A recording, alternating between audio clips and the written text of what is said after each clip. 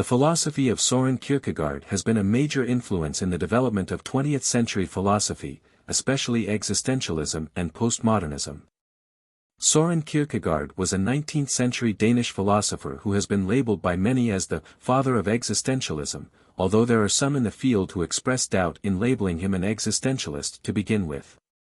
His philosophy also influenced the development of existential psychology. Kierkegaard criticized aspects of the philosophical systems that were brought on by philosophers such as Georg Wilhelm Friedrich Hegel before him and the Danish Hegelians. He was also indirectly influenced by the philosophy of Immanuel Kant. He measured himself against the model of philosophy which he found in Socrates, which aims to draw one's attention not to explanatory systems, but rather to the issue of how one exists. One of Kierkegaard's recurrent themes is the importance of subjectivity, which has to do with the way people relate themselves to objective truths. In concluding unscientific postscript to philosophical fragments, he argues that subjectivity is truth and truth is subjectivity. Kierkegaard conveys that most essentially, truth is not just a matter of discovering objective facts. While objective facts are important, there is a second and more crucial element of truth, which involves how one relates oneself to those matters of fact. Since how one acts is, from the ethical perspective, more important than any matter of fact, truth is to be found in subjectivity rather than objectivity. Note on pseudonyms. Many of Kierkegaard's earlier writings from 1843 to 1846 were written pseudonymously. In the non-pseudonymous The Point of View of My Work as an Author, he explained that the pseudonymous works are written from perspectives which are not his own. While Kierkegaard himself was a religious author, the pseudonymous authors wrote from points of view that were aesthetic or speculative. One exception to this is Anticlimacus, a pseudonymous author developed after the writing of The Point of View. Anticlimacus is a religious author who writes from a Christian perspective so ideal that Kierkegaard did not wish it to be attributed to himself. Because the pseudonymous authors write from perspectives which are not Kierkegaard's own, some of the philosophy mentioned in this article may not reflect Kierkegaard's own beliefs. Just as other philosophers bring up viewpoints in their essays to discuss and criticize them, Kierkegaard assigns pseudonyms to explore a particular viewpoint in depth, which may take up a whole book or two in some instances, and Kierkegaard, or another pseudonym, critiques that position. For example, the author, Johannes Climacus, is not a Christian and he argues from a non-Christian viewpoint. Anticlimacus, as mentioned earlier, is a Christian to a high degree and he argues from a devout Christian viewpoint. Kierkegaard places his beliefs in between these two authors. Most of Kierkegaard's later philosophical and religious writings from 1846 to 1855 were written and authored by himself, and he assigned no pseudonyms to these works. Subsequently, these works are considered by most scholars to reflect Kierkegaard's own beliefs. Where appropriate, this article will mention the respective author, pseudonymous or not. Themes in his philosophy. Alienation.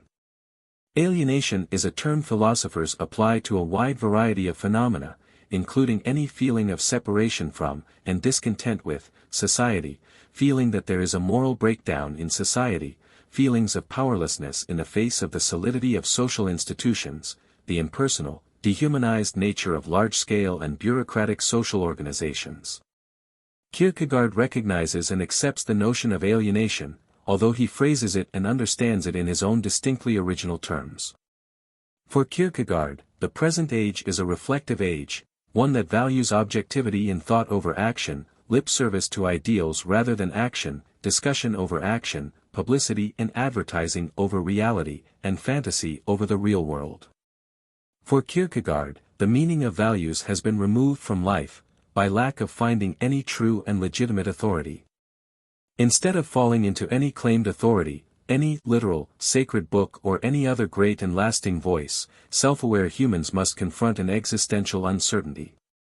Humanity has lost meaning because the accepted criterion of reality and truth is ambiguous and subjective thought, that which cannot be proven with logic, historical research, or scientific analysis. Humans cannot think out choices in life, we must live them, and even those choices that we often think about become different once life itself enters into the picture. For Kierkegaard, the type of objectivity that a scientist or historian might use misses the point. Humans are not motivated and do not find meaning in life through pure objectivity. Instead, they find it through passion, desire, and moral and religious commitment. These phenomena are not objectively provable, nor do they come about through any form of analysis of the external world. They come about through a direct relationship between one and the external world. Here Kierkegaard's emphasis is on relationship rather than analysis. This relationship is a way of looking at one's life that evades objective scrutiny. Kierkegaard's analysis of the present age uses terms that resemble but are not exactly coincident with Hegel and Marx's theory of alienation. However, Kierkegaard expressly means that human beings are alienated from God because they are living too much in the world. Individuals need to gain their souls from the world because it actually belongs to God. Kierkegaard has no interest in external battles as Karl Marx does. His concern is about the inner fight for faith. Let us speak further about the wish and thereby about sufferings. Discussion of sufferings can always be beneficial if it addresses not only the self-willfulness of the sorrow but, if possible, addresses the sorrowing person for his upbuilding. It is a legitimate and sympathetic act to dwell properly on the suffering, lest the suffering person become impatient over our superficial discussion in which he does not recognize his suffering, lest he for that reason impatiently thrust aside consolation and be strengthened in double-mindedness. It certainly is one thing to go out into life with the wish when what is wished becomes the deed and the task. It is something else to go out into life away from the wish. Abraham had to leave his ancestral home and emigrate to an alien nation, where nothing reminded him of what he loved. Indeed, sometimes it is no doubt a consolation that nothing calls to mind what one wishes to forget, but it is a bitter consolation for the person who is full of longing. Thus a person can also have a wish that for him contains everything, so that in the hour of the separation, when the pilgrimage begins, it is as if he were emigrating to a foreign country where nothing but the contrast reminds him, by the loss, of what he wished. It can seem to him as if he were emigrating to a foreign country even if he remains at home perhaps in the same locality, by losing the wish just as among strangers, so that to take leave of the wish seems to him harder and more crucial than to take leave of his senses. Apart from this wish, even if he still does not move from the spot, his life's troublesome way is perhaps spent in useless sufferings, for we are speaking of those who suffer essentially, not of those who have the consolation that their sufferings are for the benefit of a good cause, for the benefit of others. It was bound to be thus. The journey to the foreign country was not long. In one moment he was there in that strange country where the suffering ones meet, but not those who have ceased to grieve, not those whose tears eternity cannot wipe away, for as an old devotional book so simply and movingly says, how can God dry your tears in the next world if you have not wept?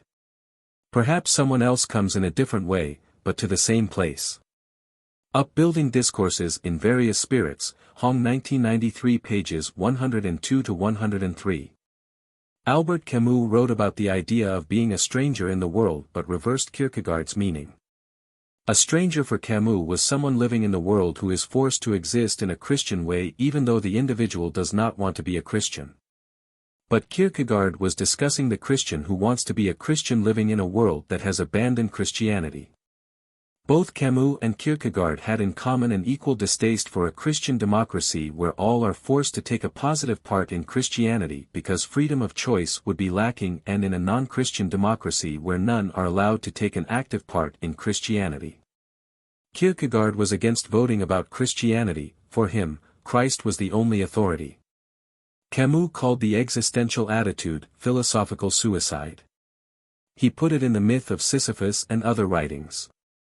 Now, it is admitted that the absurd is the contrary of hope. It is seen that existential thought for Chestov, Lev Shestov, 1866–1938, presupposes the absurd but proves it only to dispel it. Such subtlety of thought is a conjurer's emotional trick. When Chestov elsewhere sets his absurd in opposition to current morality and reason, he calls it truth and redemption. Hence, there is basically in that definition of the absurd an approbation that Chestov grants it. What is perceptible in Leo Chestov will be perhaps even more so in Kierkegaard. To be sure, it is hard to outline clear propositions in so elusive a writer. But, despite apparently opposed writings, beyond the pseudonyms, the tricks, and the smiles, can be felt throughout that work, as it were, the presentiment, at the same time as the apprehension, of a truth which eventually bursts forth in the last works. Kierkegaard likewise takes the leap. Kierkegaard's view that despair is not a fact but a state, the very state of sin. For sin is what alienates from God. The absurd, which is the metaphysical state of the consciousness of man, does not lead to God.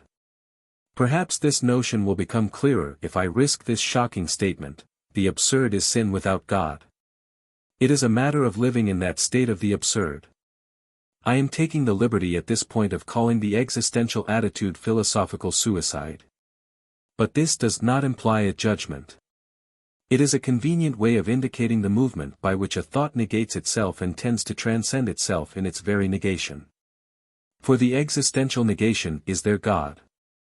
To be precise, that God is maintained only through the negation of human reason. Let me assert again, it is not the affirmation of God that is questioned here, but rather the logic leading to that affirmation. Albert Camus, The Myth of Sisyphus and Other Essays. Kierkegaard put it this way in Three Edifying Discourses 1843 and Concluding Unscientific Postscript, 1846.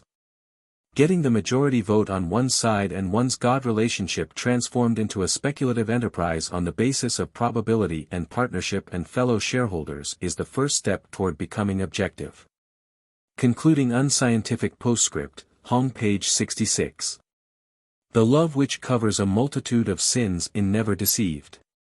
When the heart is niggardly, when one gives with one eye and with 7 eyes looks to see what one will get in return, then one easily discovers a multitude of sins. But when the heart is filled with love, then the eye is never deceived, for love when it gives, does not scrutinize the gift, but its eye is fixed on the Lord. When the heart is filled with envy, then the eye has power to call forth uncleanness even in the pure, but when love dwells in the heart, then the eye has the power to foster the good in the unclean, but this eye does not see the evil but the pure, which it loves and encourages it by loving it. Certainly there is a power in this world which by its words turns good into evil, but there is a power above which turns the evil into good, that power is the love which covers a multitude of sins.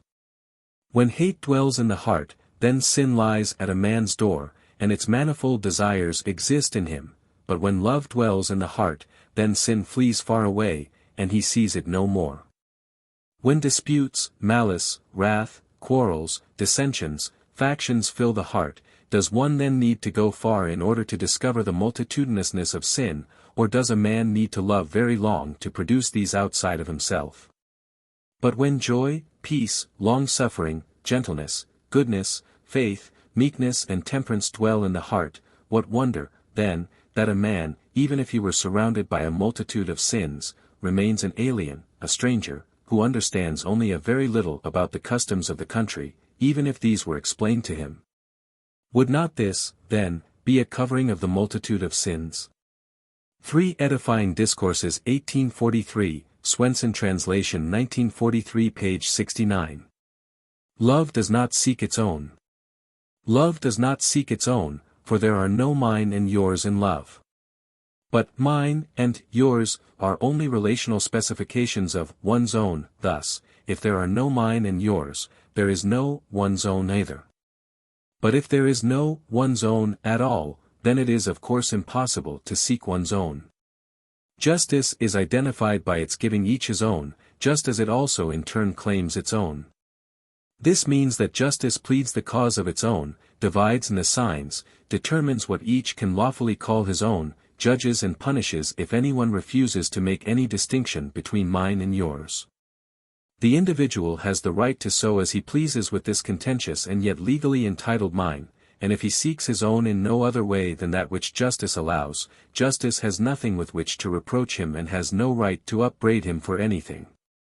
As soon as someone is defrauded of his own, or as soon as someone defrauds another of his own, justice intervenes, because it safeguards the common security in which everyone has his own, which he rightfully has, but sometimes a change intrudes, a revolution, a war, an earthquake, or some such terrible misfortune, and everything is confused.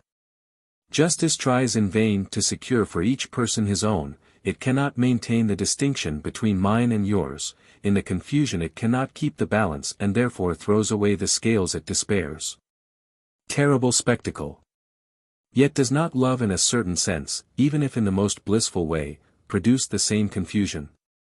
But love, it too is an event, the greatest of all, yet also the happiest. Love is a change, the most remarkable of all, but the most desirable. In fact, we say in a very good sense that someone who is gripped by love is changed or becomes changed. Love is a revolution, the most profound of all, but the most blessed. Works of Love, 1847, Hong 1995, pages 264 to 265. Abstraction. An element of Kierkegaard's critique of modernity in his socio-political work, Two Ages, is the mention of money, which he calls an abstraction. An abstraction is something that only has a reality in an ersatz reality.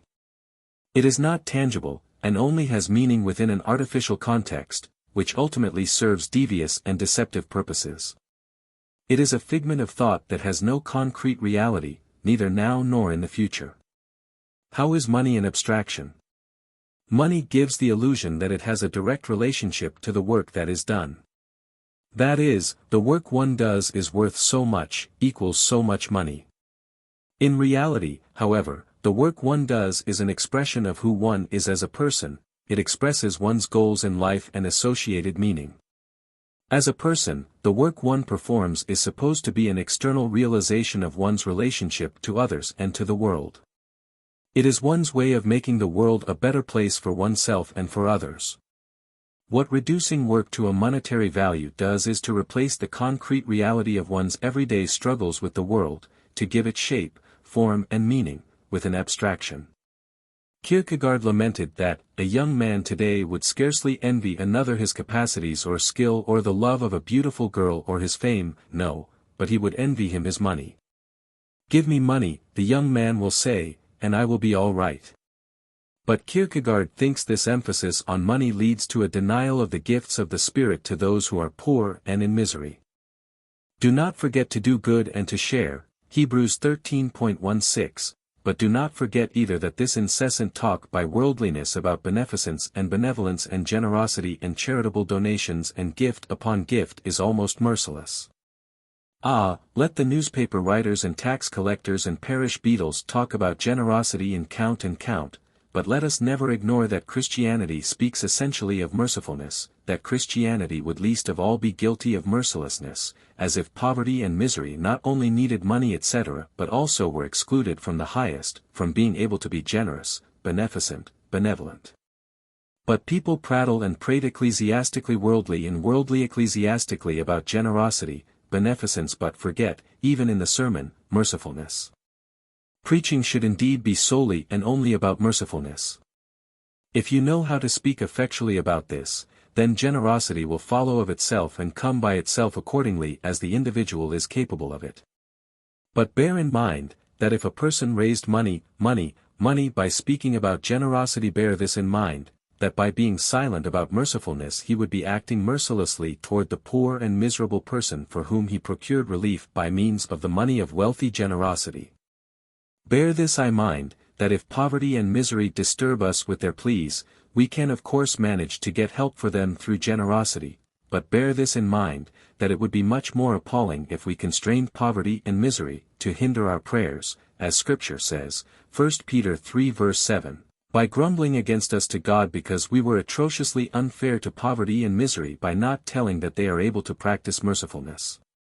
We shall now adhere to this point in this discourse about mercifulness and guard ourselves against confusing mercifulness with what is linked to external conditions, that is, what love as such does not have in its power, whereas it truly has mercifulness in its power just as surely as it has a heart in its bosom.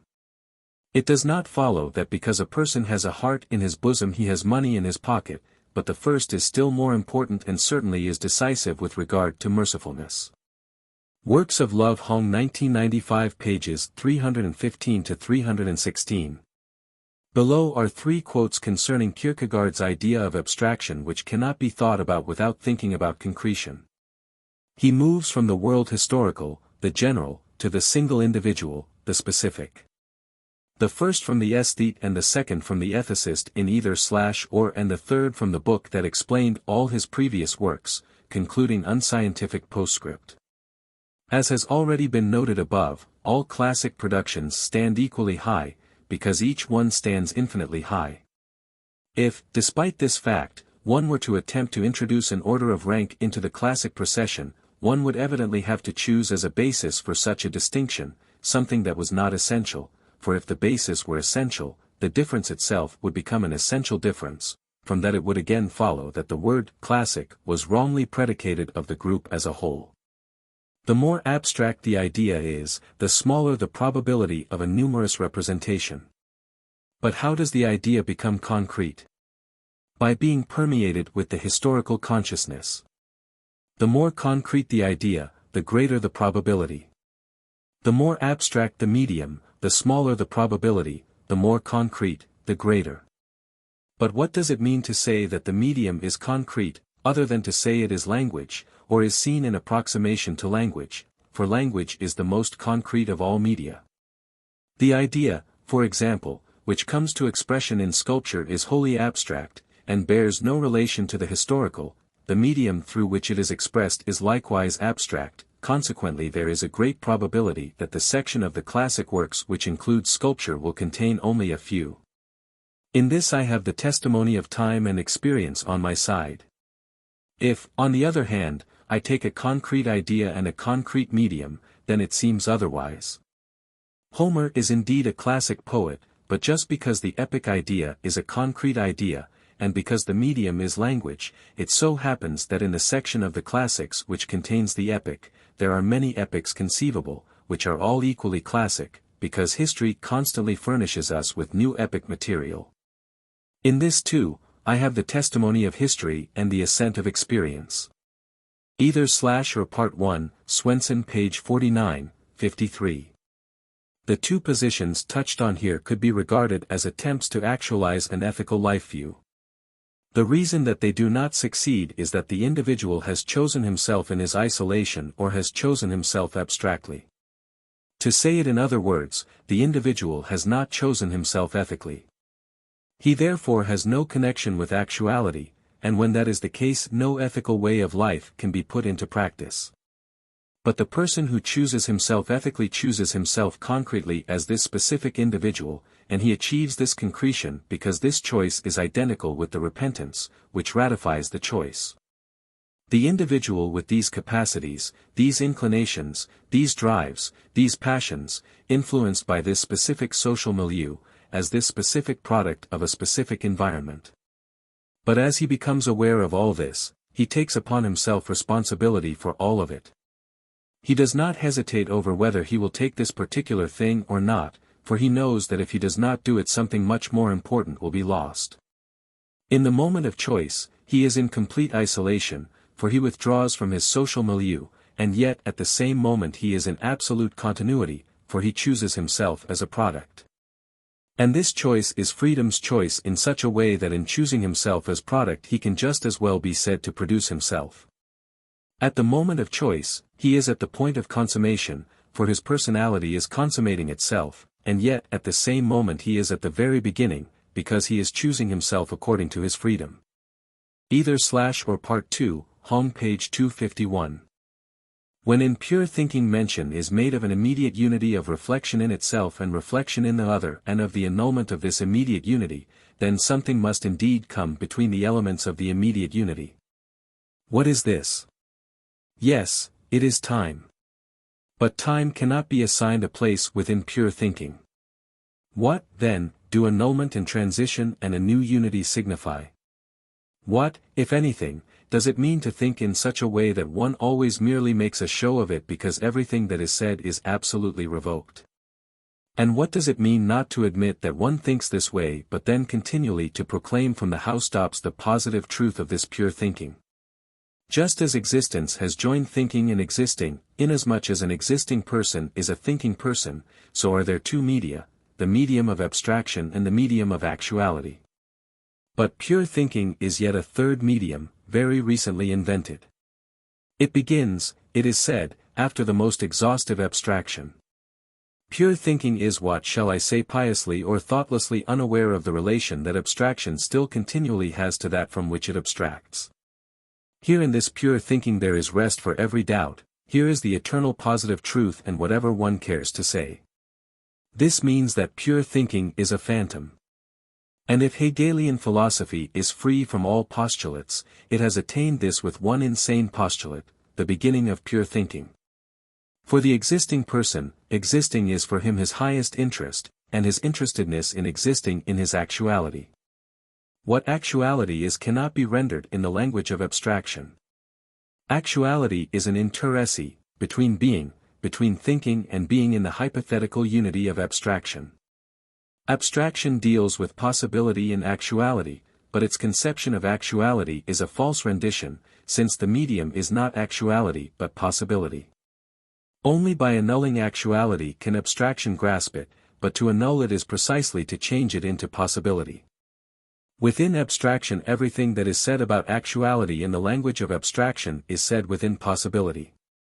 That is, in the language of actuality all abstraction is related to actuality as a possibility, not to an actuality within abstraction and possibility.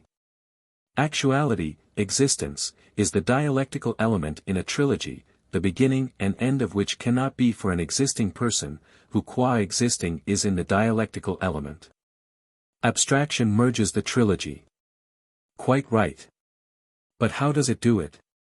Is abstraction a something that does it, or is it not the act of the abstractor?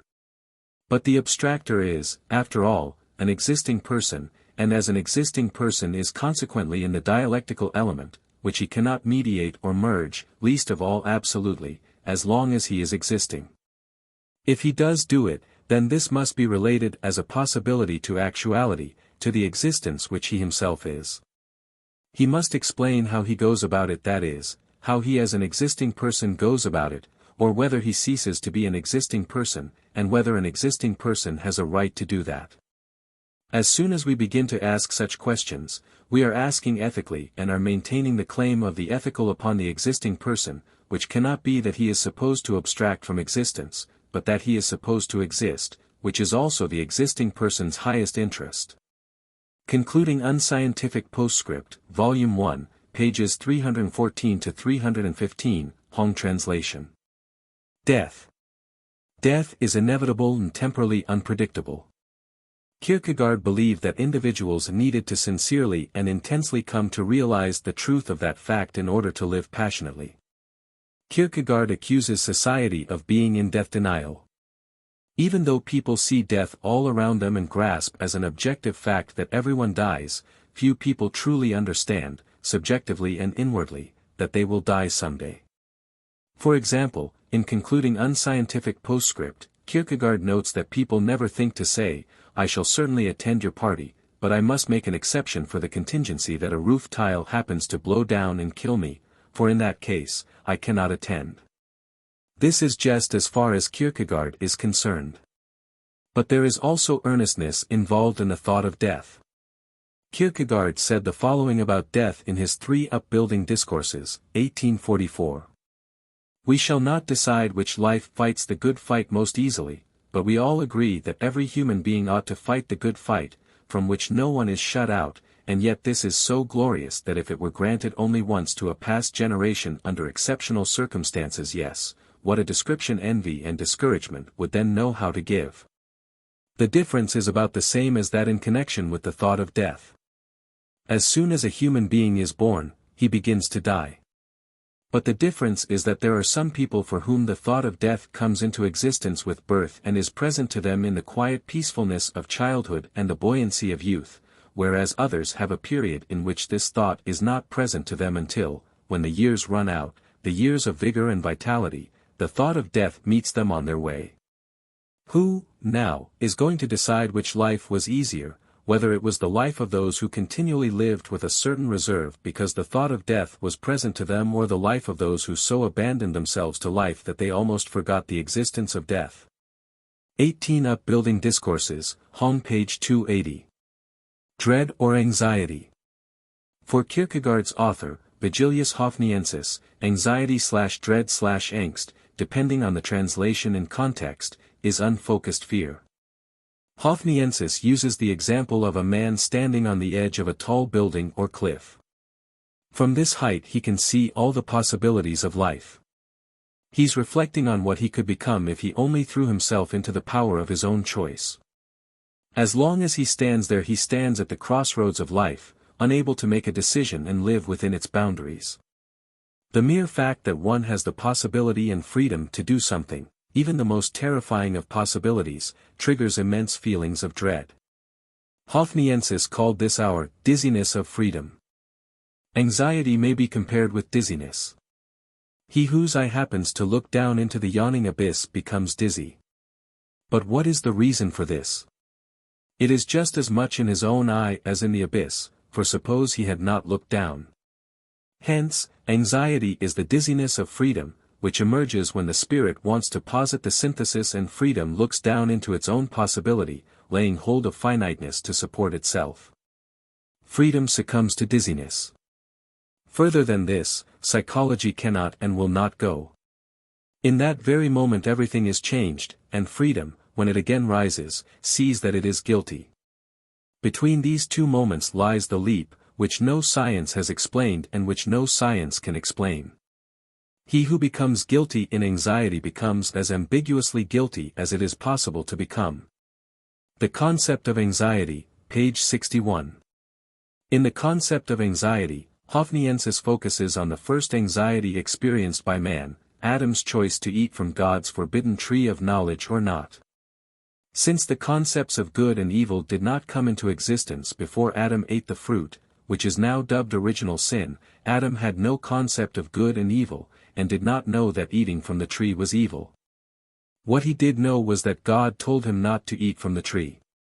The anxiety comes from the fact that God's prohibition itself implies that Adam is free and that he could choose to obey God or not. After Adam ate from the tree, sin was born.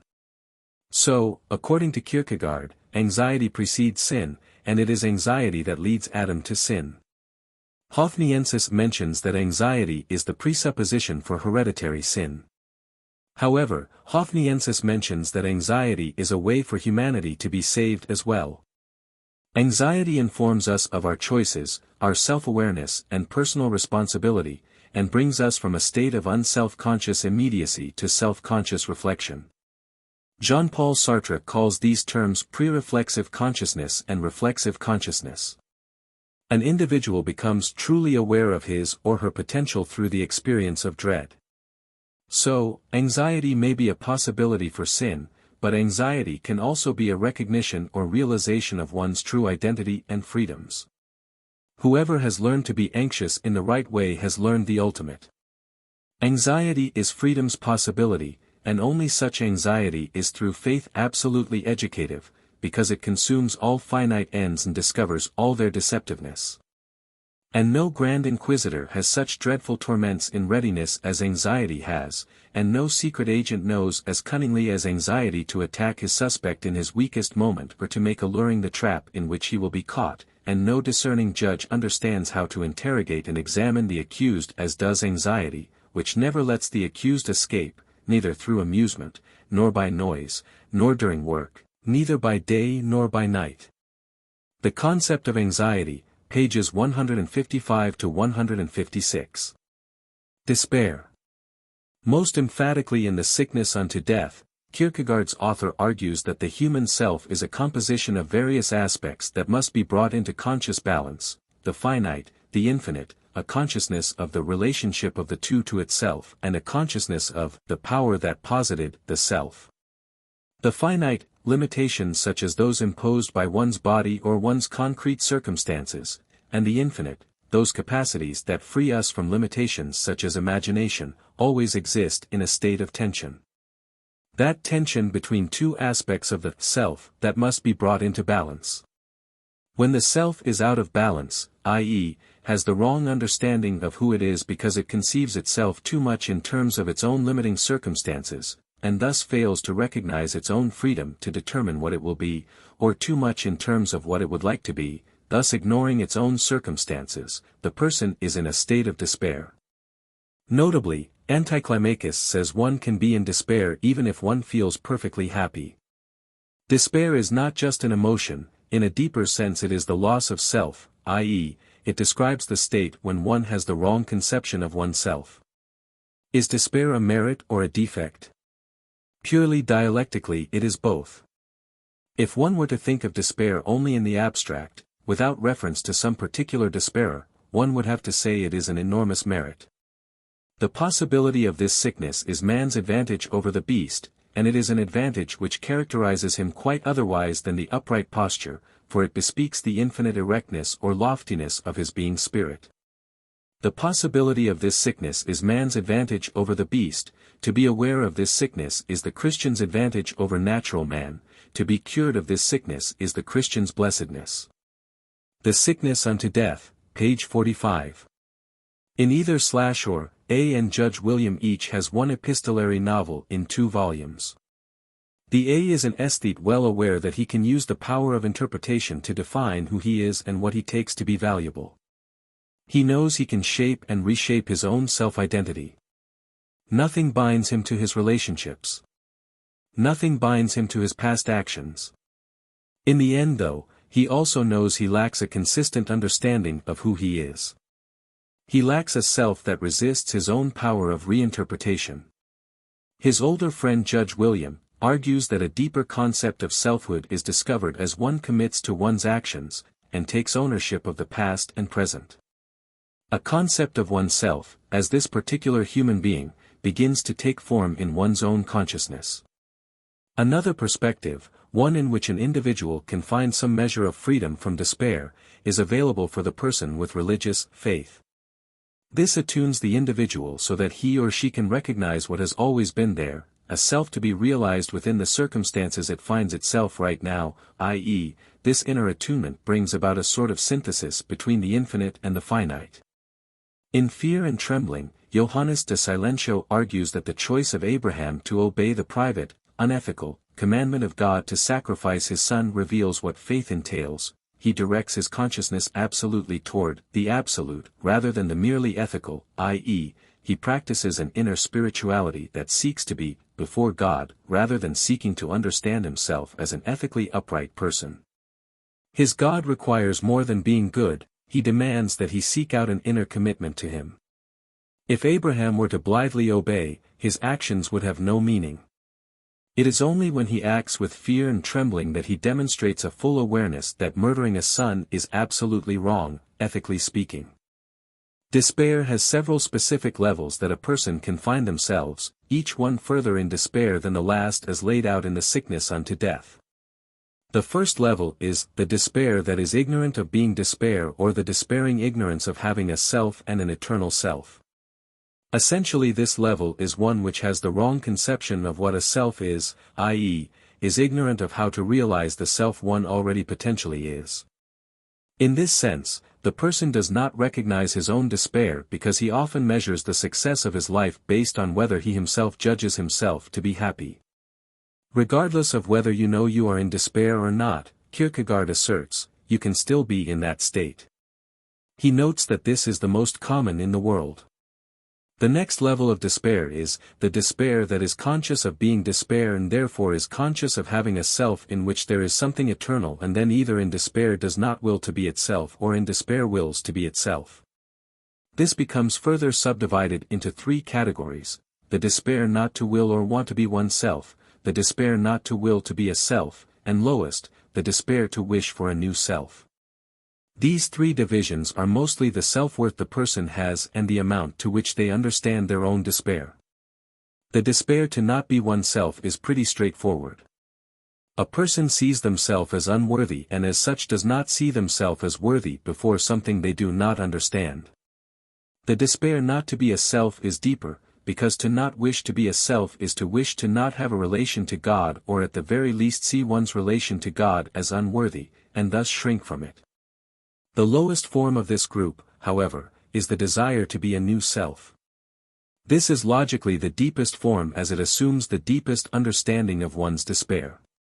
Once in despair, without a complete relation to God one will always be in despair, so to be in this level one understands the permanence of the despair. The despair in this group arises from the nature of sensate things and physical desires. These three subgroups are also grouped under the heading, despair over the earthly. The second level of conscious despair under the heading, despair over the eternal. Someone in this level views themselves in light of their own weakness. Unlike in the upper level, this weakness is understood and as such, instead of turning to faith and humbling oneself before God, they despair in their own weakness and unworthiness. In this sense, they despair over the eternal and refuse to be comforted by the light of God. The last and lowest form of despair is the desire, in despair to will to be oneself.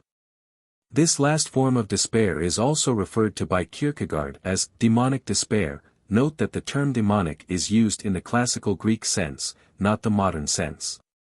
In this form of despair, the individual finds him or herself in despair, understands they are in despair, seeks some way to alleviate it, and yet no help is forthcoming. As a result, the self becomes hardened against any form of help and, even if God in heaven and all the angels offered him aid, he would not want it. At this level of despair the individual revels in their own despair and sees their own pain as lifting them up above the base nature of other humans who do not find themselves in this state. This is the least common form of despair, and Kierkegaard claims it is mostly found in true poets. This despair can also be called the despair of defiance, as it is the despair that strikes out against all that is eternal. One last note is that as one travels further down the forms of despair, the number of people in each group becomes fewer. Ethics.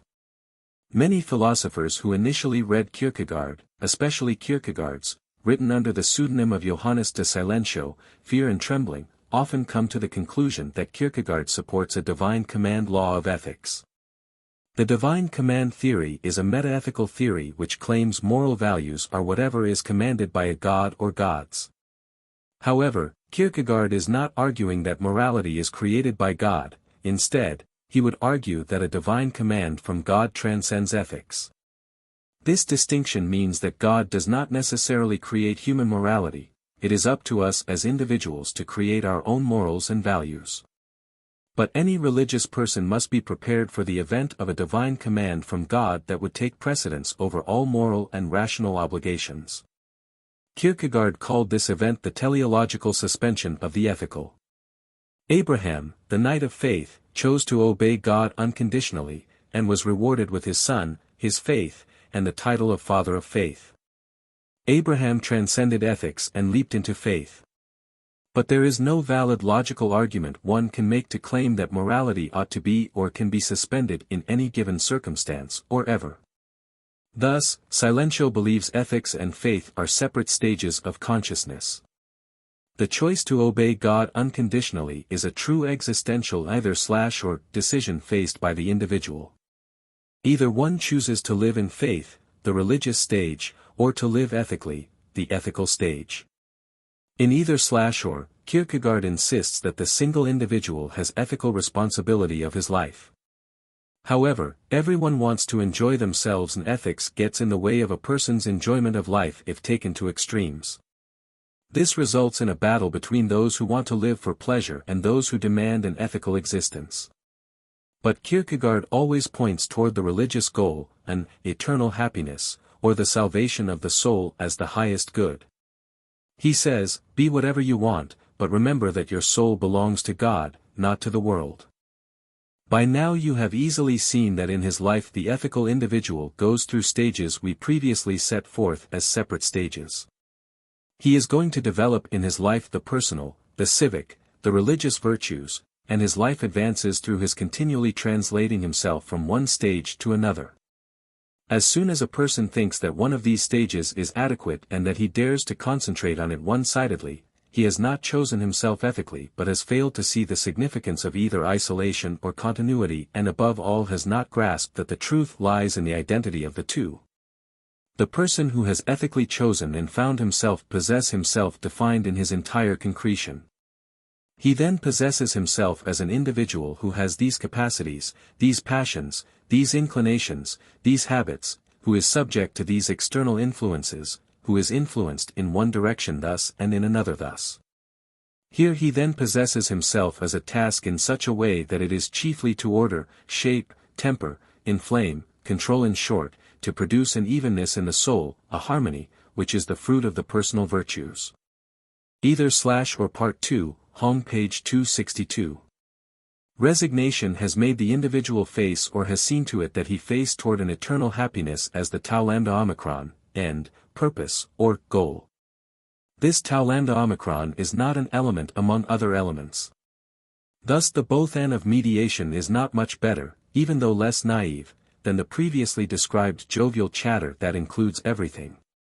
At the moment of resignation, of collecting oneself, of choice, the individual is allowed to salute the absolute tau lambda omicron, but then comes the mediation.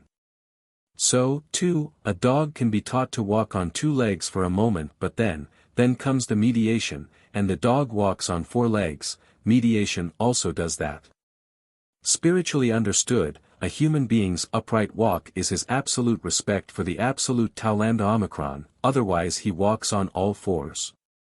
When it is a matter of relative elements, mediation has its significance, that they are all equal before mediation, but when it is a matter of the absolute end or goal, mediation means that the absolute tau lambda omicron is reduced to a relative tau lambda omicron.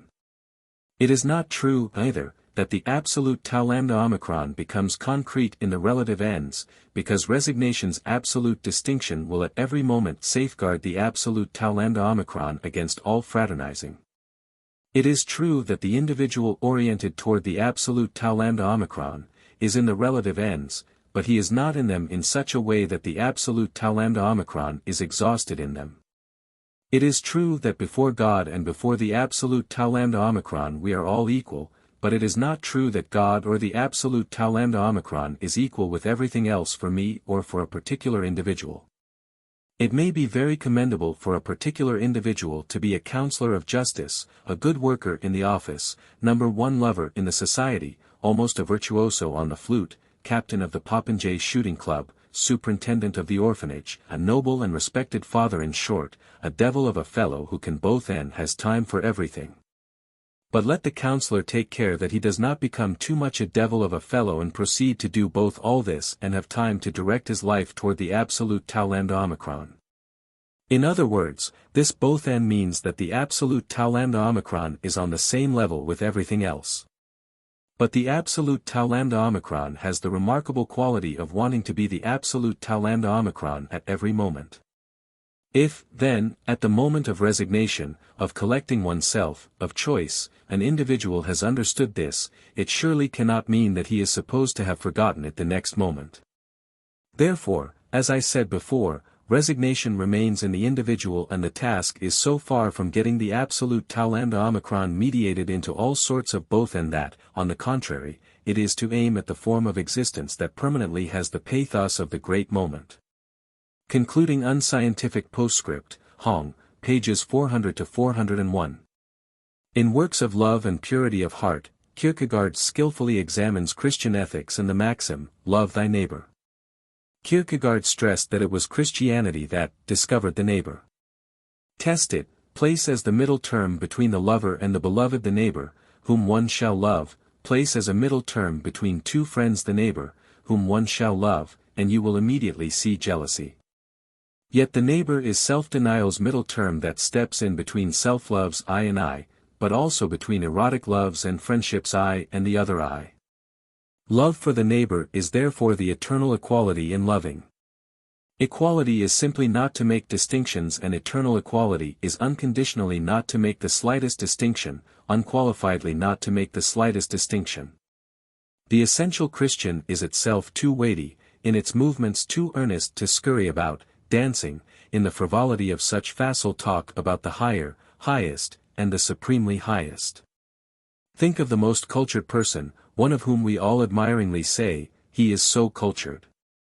Then think of Christianity, which says to him, you shall love the neighbor, of course, a certain social courtesy, a politeness toward all people, a friendly condescension toward inferiors, a boldly confident attitude before the mighty, a beautifully controlled freedom of spirit. Yes, this is culture. Do you believe that it is also loving the neighbor? With the neighbor you have the equality of a human being before God. God is the middle term. Works of Love, 1847, home pages 44 to 61. Individuality. For Kierkegaard, true individuality is called selfhood. Becoming aware of our true self is our true task and endeavor in life. It is an ethical imperative, as well as preparatory to a true religious understanding. Individuals can exist at a level that is less than true selfhood. We can live, for example, simply in terms of our pleasures, our immediate satisfaction of desires, propensities, or distractions. In this way, we glide through life without direction or purpose. To have a direction, we must have a purpose that defines for us the meaning of our lives. Kierkegaard puts it this way in either/or.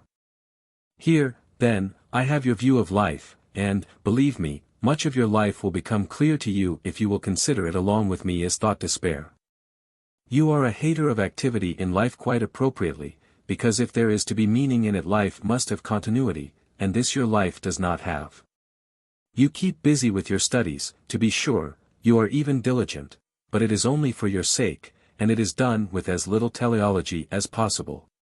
Moreover, you are unoccupied, like the laborers in the gospel standing idle in the marketplace. You stick your hands in your pocket and contemplate life. Now you rest in despair. Nothing concerns you, you step aside for nothing. If someone threw a roof tile down, I would still not step aside. You are like a dying person.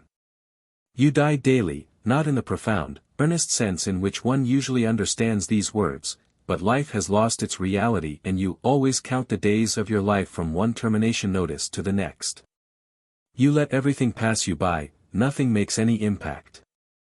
But then something suddenly comes along that grips you, an idea, a situation, a young girl's smile, and now you are involved, for just on certain occasions you are not involved, so at other times you are, at your service, in every way. Wherever there is something going on you join in. You behave in life as you usually do in a crowd. You work yourself into the tightest group, see to it, if possible, to get yourself shoved up over the others so that you come to be above them, and as soon as you are up there you make yourself as comfortable as possible, and in this way you let yourself be carried through life. But when the crowd is gone, when the event is over, you again stand on the street corner and look at the world.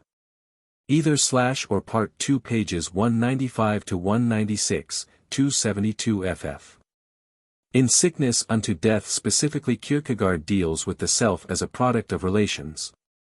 In this sense, a human results from a relation between the infinite, noumena, spirit, eternal, and finite, phenomena, body, temporal. This does not create a true self, as a human can live without a self as he defines it. Instead, the self or ability for the self to be created from a relation to the Absolute or God, the self can only be realized through a relation to God, arises as a relation between the relation of the finite and infinite relating back to the human. This would be a positive relation. An individual person, for Kierkegaard, is a particular that no abstract formula or definition can ever capture. Including the individual in the public, or the crowd, or the herd, or subsuming a human being as simply a member of a species is a reduction of the true meaning of life for individuals. What philosophy or politics try to do is to categorize and pigeonhole individuals by group characteristics, each with their own individual differences.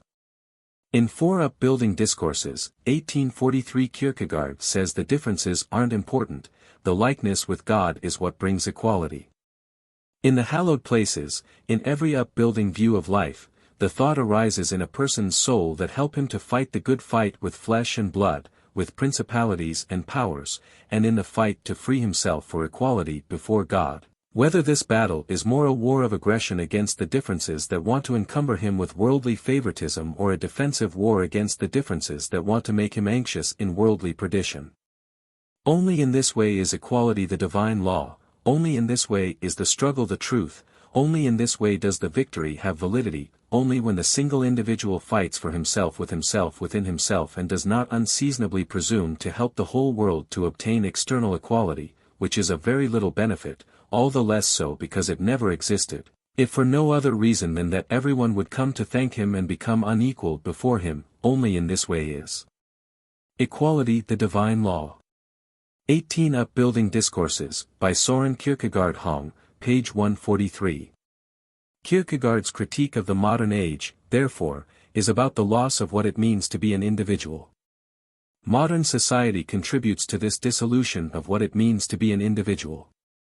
Through its production of the false idol of the public, it diverts attention away from individuals to a mass public that loses itself in abstractions, communal dreams, and fantasies. It is helped in this task by the media and the mass production of products to keep it distracted. Even the fight for temporal equality is a distraction. In Works of Love he writes, "To bring about similarity among people in the world, to apportion to people, if possible equally, the conditions of temporality, is indeed something that preoccupies worldliness to a high degree. But even what we may call the well-intentioned worldly effort in this regard never comes to an understanding with Christianity. Well-intentioned worldliness remains piously, if you will, convinced that there must be one temporal condition, one earthly dissimilarity, found by means of calculations and surveys or in whatever other way, that is equality." Works of Love, 1847, Hong 1995 pages 71-72, see pages 61-90. Although Kierkegaard attacked the public, he is supportive of communities. In community, the individual is crucial as the prior condition for forming a community. Every individual in the community guarantees the community, the public is a chimera, no morality is everything. Søren Kierkegaard, Journals. Pathos, Passion. For Kierkegaard, in order to apprehend the absolute, the mind must radically empty itself of objective content. What supports this radical emptying, however, is the desire for the absolute. Kierkegaard names this desire passion. In line with this philosophy, some scholars have drawn similarities between the Stoics' concept of apatheia and subjective truth as the highest form of wisdom. For the Stoics, pathos, passion, is a perturbation which man has to overcome in a similar manner to Kierkegaard's concept of objective truth. According to Kierkegaard, the human self desires that which is beyond reason. Desire itself appears to be a desire for the infinite, as Plato once wrote.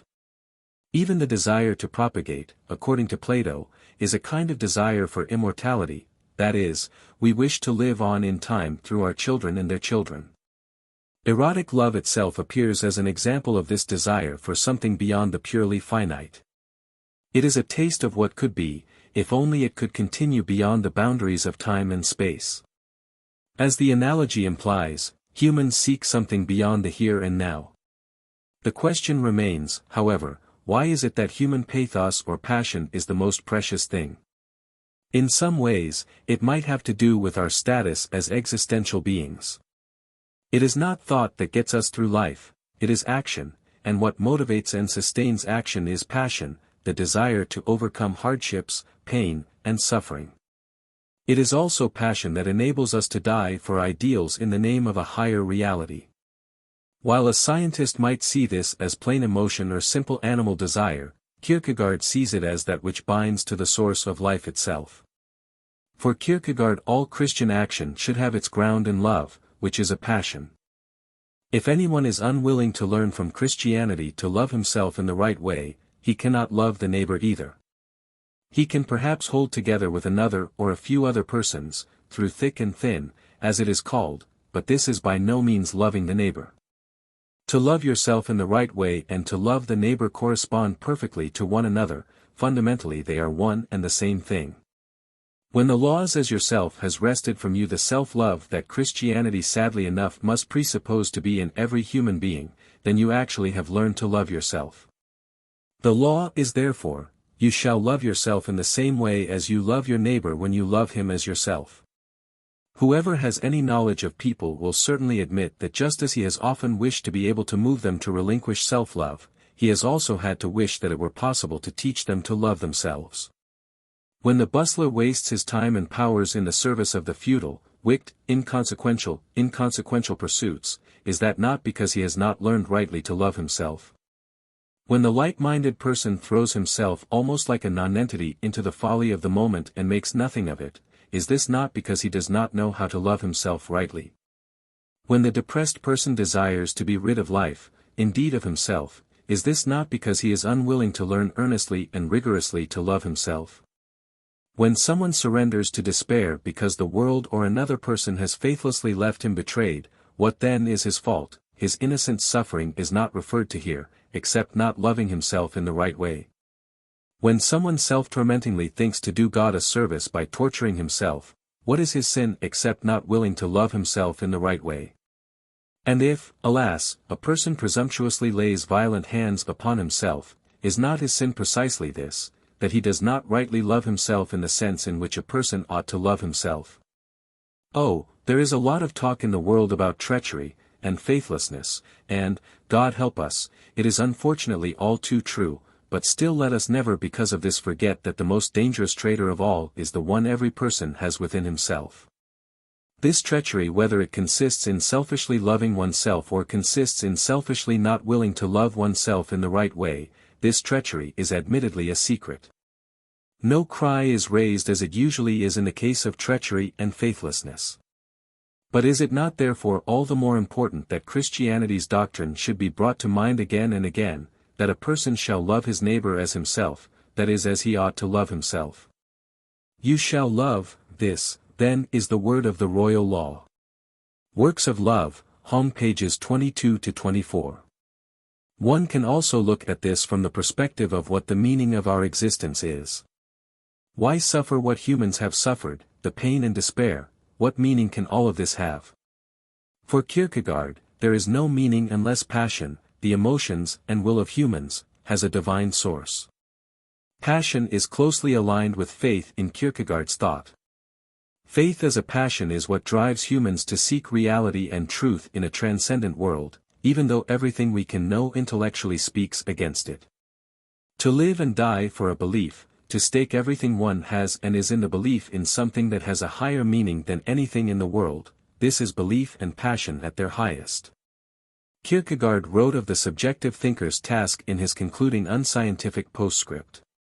Intellectual reason had been deified by Hegel in his theology, and Kierkegaard felt this would lead to the objectification of religion. There is an old proverb, oratio, tentatio, meditatio, facient theologum, prayer, trial, meditation, make a theologian. Similarly, for a subjective thinker, imagination, feeling and dialectics in impassioned existence inwardness are required. But first and last, passion, because for an existing person it is impossible to think about existence without becoming passionate, inasmuch as existing is a prodigious contradiction from which the subjective thinker is not to abstract, for then it is easy, but in which he is to remain. In a world historical dialectic, individuals fade away into humankind. In a dialectic such as that it is impossible to discover you and me, an individual existing human being, even if new magnifying glasses for the concrete are invented. The subjective thinker is a dialectician oriented to the existential, he has the intellectual passion to hold firm the qualitative disjunction. But, on the other hand, if the qualitative disjunction is used flatly and simply, if it is applied altogether abstractly to the individual human being, then one can run the ludicrous risk of saying something infinitely decisive, and of being right in what one says, and still not say the least thing. Therefore, in the psychological sense it is really remarkable to see the absolute disjunction deceitfully used simply for evasion. When the death penalty is placed on every crime, the result is that no crimes at all are punished. It is the same with the absolute disjunction when applied flatly and simply. It is just like a silent letter, it cannot be pronounced, or, if it can be pronounced, it says nothing. The subjective thinker, therefore, has with intellectual passion the absolute disjunction as belonging to existence, but he has it as the final decision that prevents everything from ending in a quantifying. Thus he has it readily available, but not in such a way that by abstractly recurring to it, he just frustrates existence. The subjective thinker, therefore, has also aesthetic passion and ethical passion, whereby concretion is gained. All existence issues are passionate, because existence, if one becomes conscious of it, involves passion. To think about them so as to leave out passion is not to think about them at all, is to forget the point that one indeed is oneself an existing person. Yet the subjective thinker is not a poet even if he is also a poet, not an ethicist even if he is also an ethicist, but is also a dialectician and is himself essentially existing, whereas the poet's existence is inessential in relation to the poem, and likewise the ethicist's in relation to the teaching, and the dialectician's in relation to the thought. The subjective thinker is not a scientist scholar, he is an artist. To exist is an art. The subjective thinker is aesthetic enough for his life to have aesthetic content, ethical enough to regulate it, dialectical enough in thinking to master it. The subjective thinker's task is to understand himself in existence. Concluding unscientific postscript, pages 350 to 351. Subjectivity. Johannes Climacus, in concluding unscientific postscript to philosophical fragments, writes the following cryptic line: subjectivity is truth. To understand Climacus's concept of the individual, it is important to look at what he says regarding subjectivity. What is subjectivity?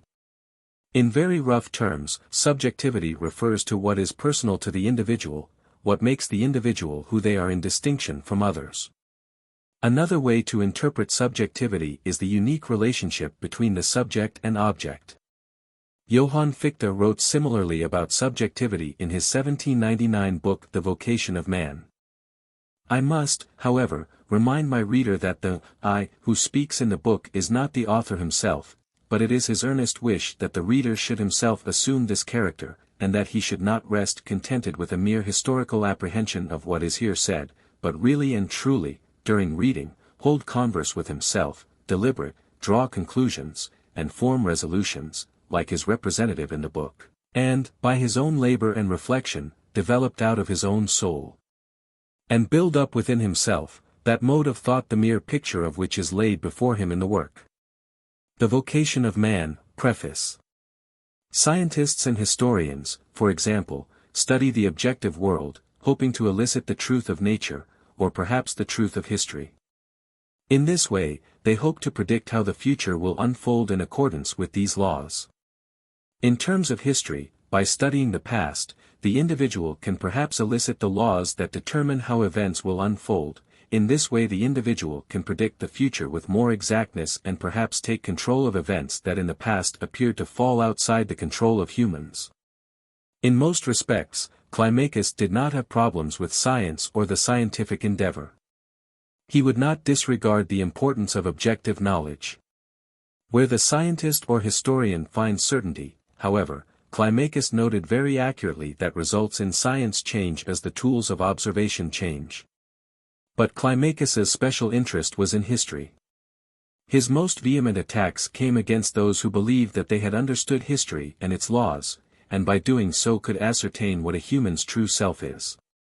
That is, the assumption is that by studying history someone can come to know who he really is as a person. Kierkegaard especially accused Hegel's philosophy of falling prey to this assumption.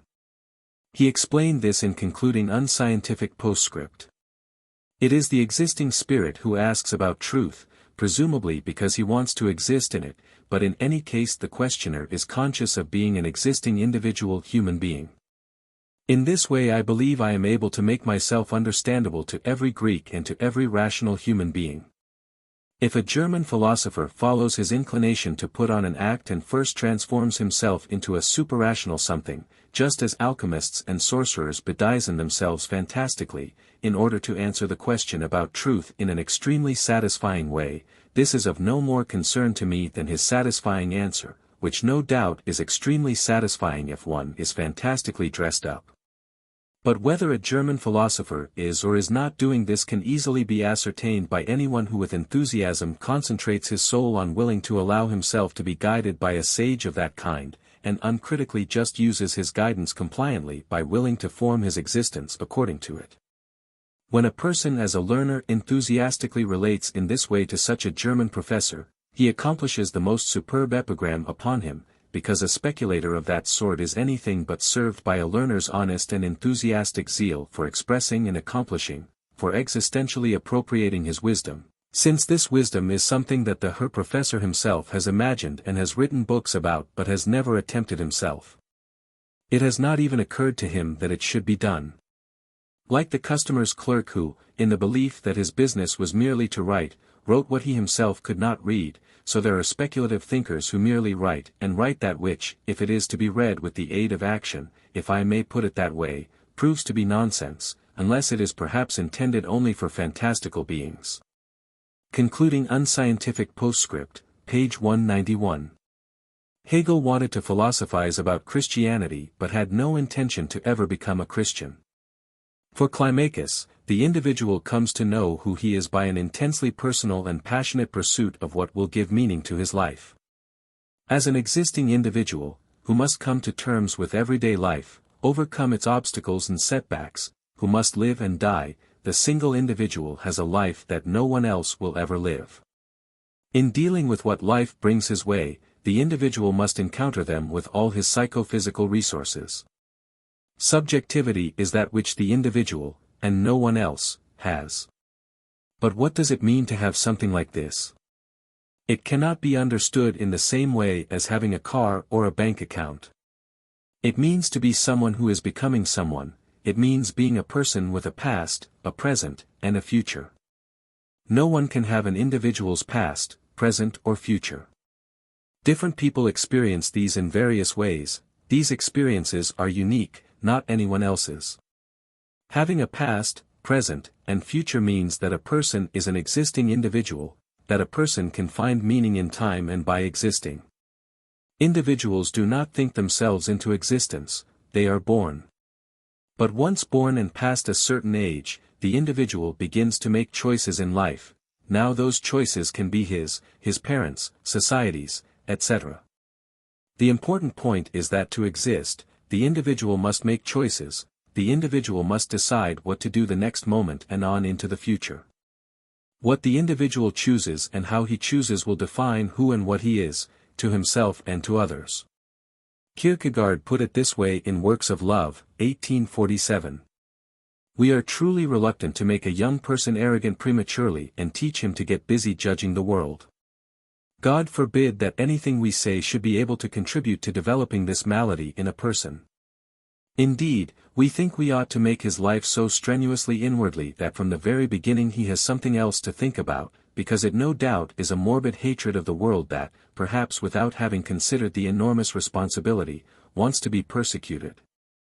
But on the other hand we are also truly reluctant to deceive a young person by suppressing the difficulty and by suppressing it at the very moment we endeavor to recommend Christianity, inasmuch as that is the very moment we speak. We put our confidence in boldly daring to praise Christianity, also with the addition that in the world its reward, to put it mildly, is ingratitude. We regard it as our duty continually to speak about it in advance, so that we do not sometimes praise Christianity with an omission of what is essentially difficult, and at other times, perhaps on the occasion of a particular text, hit upon a few grounds of comfort for the person tried and tested in life. No, just when Christianity is being praised most strongly, the difficulty must simultaneously be emphasized. Christianly the world's opposition stands in an essential relationship to the inwardness of Christianity. Moreover, the person who chooses Christianity should at that very moment have an impression of its difficulty so that he can know what it is that he is choosing. Works of Love, Hong 1995, pages 193 to 194. The goal of life, according to Socrates, is to know thyself. Knowing oneself means being aware of who one is, what one can be and what one cannot be. Kierkegaard uses the same idea that Socrates used in his own writings. He asks the one who wants to be a single individual the following questions in his 1847 book, Upbuilding Discourses in Various Spirits. Is the accounting of eternity then that the voice of conscience is installed eternally in its eternal right to be the only voice? Are you now living in such a way that you are aware of being a single individual and thereby aware of your eternal responsibility before God? Are you living in such a way that this awareness can acquire the time and stillness and liberty to withdraw from life, from an honorable occupation, from a happy domestic life? On the contrary, that awareness will support and transfigure and illuminate your conduct in the relationships of life. You are not to withdraw and sit brooding over your eternal accounting, whereby you only take on a new responsibility. You will find more and more time for your duties and tasks, while concern for your eternal responsibility will keep you from being busy and from busily taking part in everything possible, an activity that can best be called a waste of time, have you made up your mind about how you want to perform your work, or are you continually of two minds because you want to be in agreement with the crowd? Do you stick to your bid, not defiantly, not despondently, but eternally concerned? Do you, unchanged, continue to bid on the same thing and want to buy only the same thing while the terms are variously being changed? Are you hiding nothing suspicious in your soul, so that you would still wish things were different, so that you would dare robber-like to seize the reward for yourself, would dare to parade it, would dare to point to it, so that you would wish the adversity did not exist because it constrains in you the selfishness that, although suppressed, yet foolishly deludes you into thinking that if you were lucky you would do something for the good that would be worth talking about, deludes you into forgetting that the devout wise person wishes no adversity away when it befalls him because he obviously cannot know whether it might not indeed be a good for him, into forgetting that the devout wise person wins his most beautiful victory when the powerful one who persecuted him wants, as they say, to spare him, and the wise one replies, I cannot unconditionally wish it, because I cannot definitely know whether the persecution might not indeed be a good for me. Are you doing good only out of the fear of punishment, so that you scowl even when you will the good, so that in your dreams at night you wish the punishment away and to that extent also the good, and in your daydreams delude yourself into thinking that one can serve the good with a slavish mind? Upbuilding Discourses in Various Spirits, 1847, home pages 127 to 140. Subjectivity comes with consciousness of myself as a self. It encompasses the emotional and intellectual resources that the individual is born with. Subjectivity is what the individual is as a human being. Now the problem of subjectivity is to decide how to choose, what rules or models is the individual going to use to make the right choices. What are the right choices? Who defines right? To be truly an individual, to be true to himself, his actions should in some way be expressed so that they describe who and what he is to himself and to others. The problem, according to Kierkegaard, is that we must choose who and what we will be based on subjective interests. The individual must make choices that will mean something to him as a reasoning, feeling being. Kierkegaard decided to step up to the tree of the knowledge of good and evil for himself, replacing Adam, and make his choice in the presence of God, where no one was there to accuse or judge him but his Creator. This is what he had Abraham do in fear and trembling. This is how Kierkegaard thought learning about oneself takes place. Here is where the single individual learns about guilt and innocence. His book, The Concept of Anxiety, makes clear that Adam did have knowledge when he made his choice, and that was the knowledge of freedom. The prohibition was there, but so was freedom, and Eve and Adam decided to use it. In Kierkegaard's meaning, purely theological assertions are subjective truths, and they cannot be either verified or invalidated by science, i.e. through objective knowledge. For him, choosing if one is for or against a certain subjective truth is a purely arbitrary choice. He calls the jump from objective knowledge to religious faith a leap of faith, since it means subjectively accepting statements which cannot be rationally justified. For him the Christian faith is the result of the trajectory initiated by such choices, which don't have and cannot have a rational ground, meaning that reason is neither for or against making such choices. Objectively regarded, purely theological assertions are neither true nor false. 3 Stages of Life. Early American Kierkegaard scholars tried to reduce the complexity of Kierkegaard's authorship by focusing on 3 levels of individual existence, which are named in passing by one of Kierkegaard's pseudonyms, Johannes Climacus, who wrote concluding unscientific postscript. Though the stages represent only one way of interpreting Kierkegaard's thought, it has become a popular way of introducing his authorship. Citation needed. In continental European circles, stage theory never took hold in the same way. Early American scholars, and European circles, denote partitions of thought concerning the writings of his works. He was against reflecting oneself out of reality, and partitioning the world of the spirit, because the world of the spirit cannot be objectively divided. Hegel wrote about his stages in his book, Lectures on the Philosophy of Religion, and Kierkegaard replied in his unscientific postscript to Philosophical Fragments 1846. These stages may be compared to those of the ages of man. The child is still in the primal immediate unity of the will with nature, as representing both his own nature and the nature which surrounds him. The second stage, adolescence, when individuality is in process of becoming independent, is the living spirituality, the vitality of spirit, which while setting no end before it as yet, moves forward, has aspirations, and takes an interest in everything which comes its way. The third is the age of manhood. This is the period of work for a particular end, to which the man makes himself subserviently, to which he devotes his energies. Finally, old age might be considered as a last stage, which having the universal before it as an end, and recognizing this end, has turned back from the particular interests of life and work to the universal aim, the absolute final end, and has, as it were, gathered itself together out of the wide and manifold interests of actual outward existence and concentrated itself in the infinite depths of its inner life. Such are the determinations which follow in a logical manner from the nature of the notion. At the close it will become apparent that even the original immediacy does not exist as immediacy, but is something posited. The child itself is something begotten. George Wilhelm Friedrich Hegel, Lectures on the Philosophy of Religion Vol. 1 translated by Rev. E. B. Spears 1895 p. 266 ff. In the world of the spirit, the different stages are not like cities on a journey, about which it is quite all right for the traveler to say directly, for example, we left Peking and came to Canton and were in Canton on the 14th.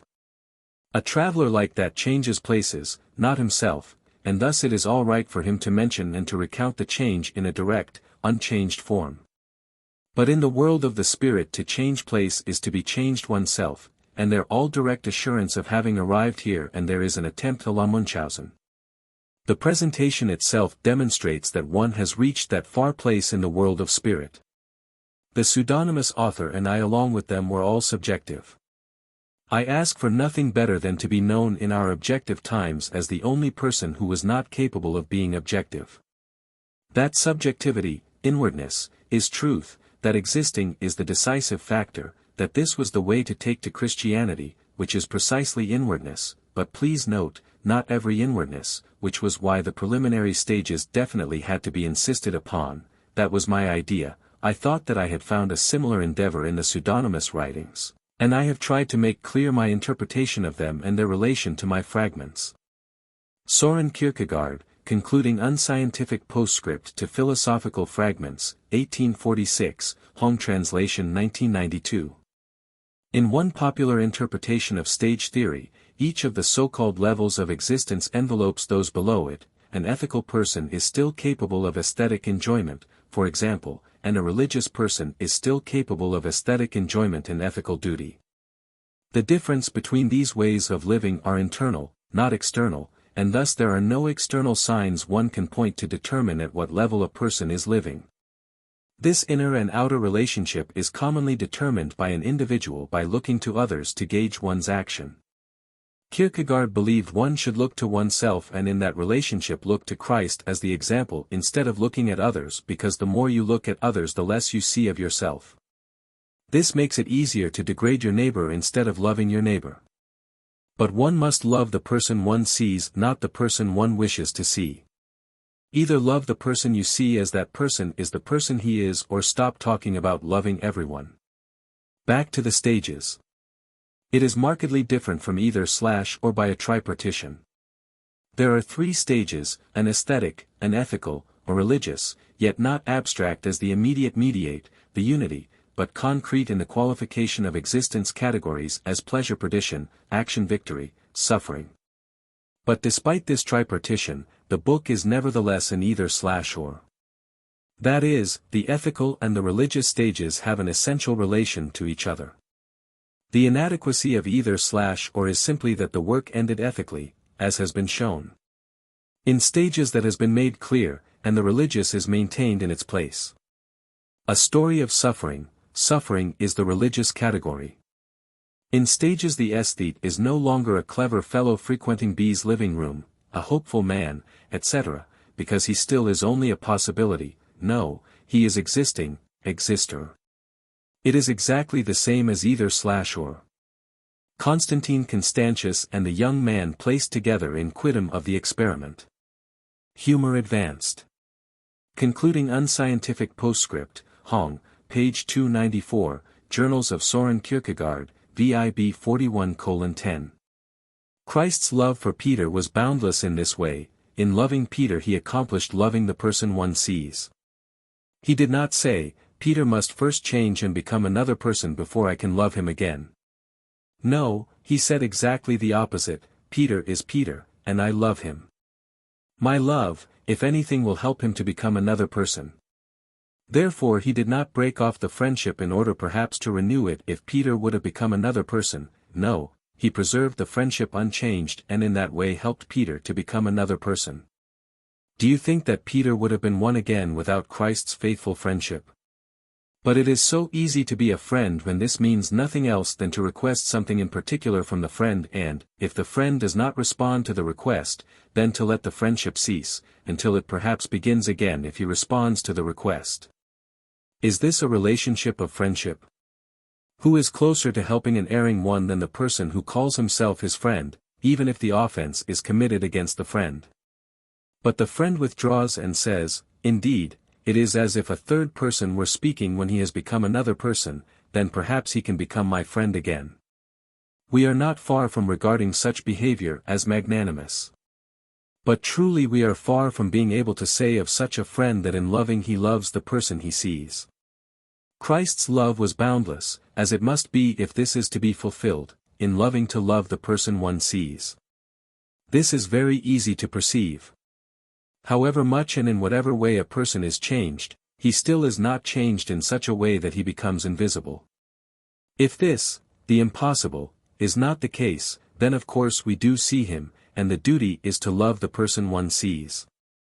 Ordinarily we think that if a person has essentially changed for the worse, he is then so changed that we are exempt from loving him. But Christianity asks, can you because of this change no longer see him?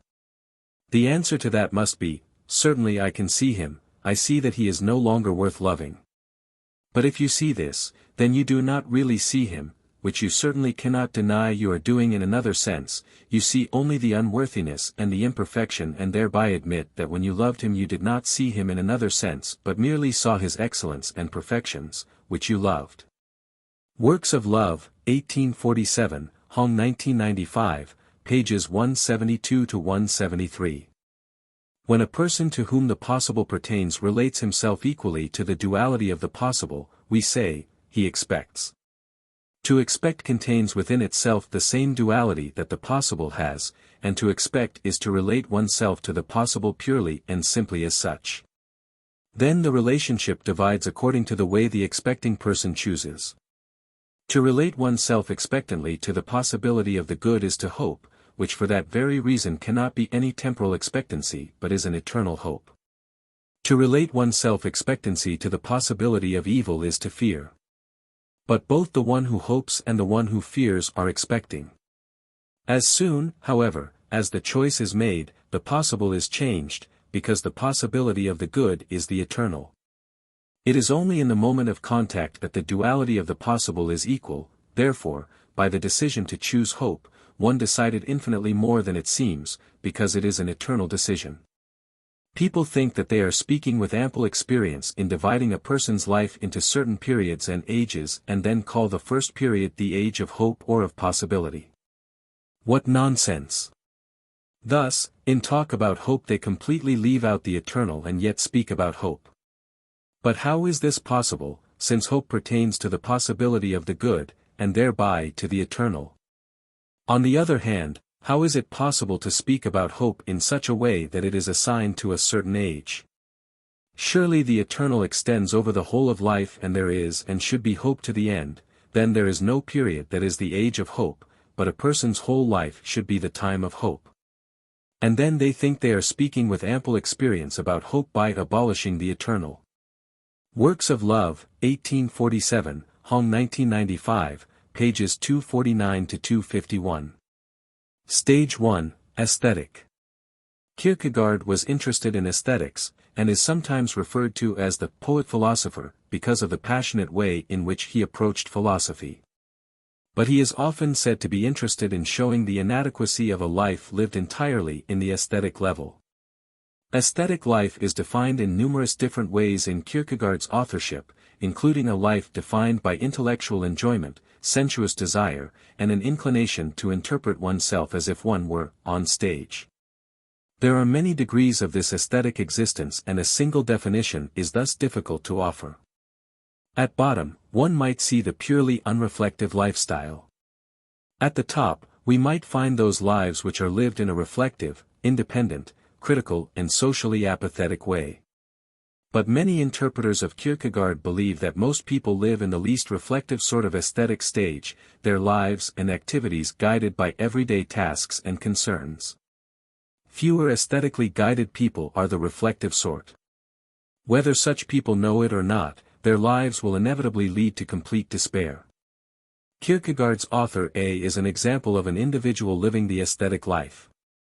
You love the accidental. A smile from a pretty girl in an interesting situation, a stolen glance, that is what you are hunting for, that is a motif for your aimless fantasy. You who always pride yourself on being an observateur must, in return, put up with becoming an object of observation. Ah, you are a strange fellow, one moment a child, the next an old man, one moment you are thinking most earnestly about the most important scholarly problems, how you will devote your life to them, and the next you are a lovesick fool.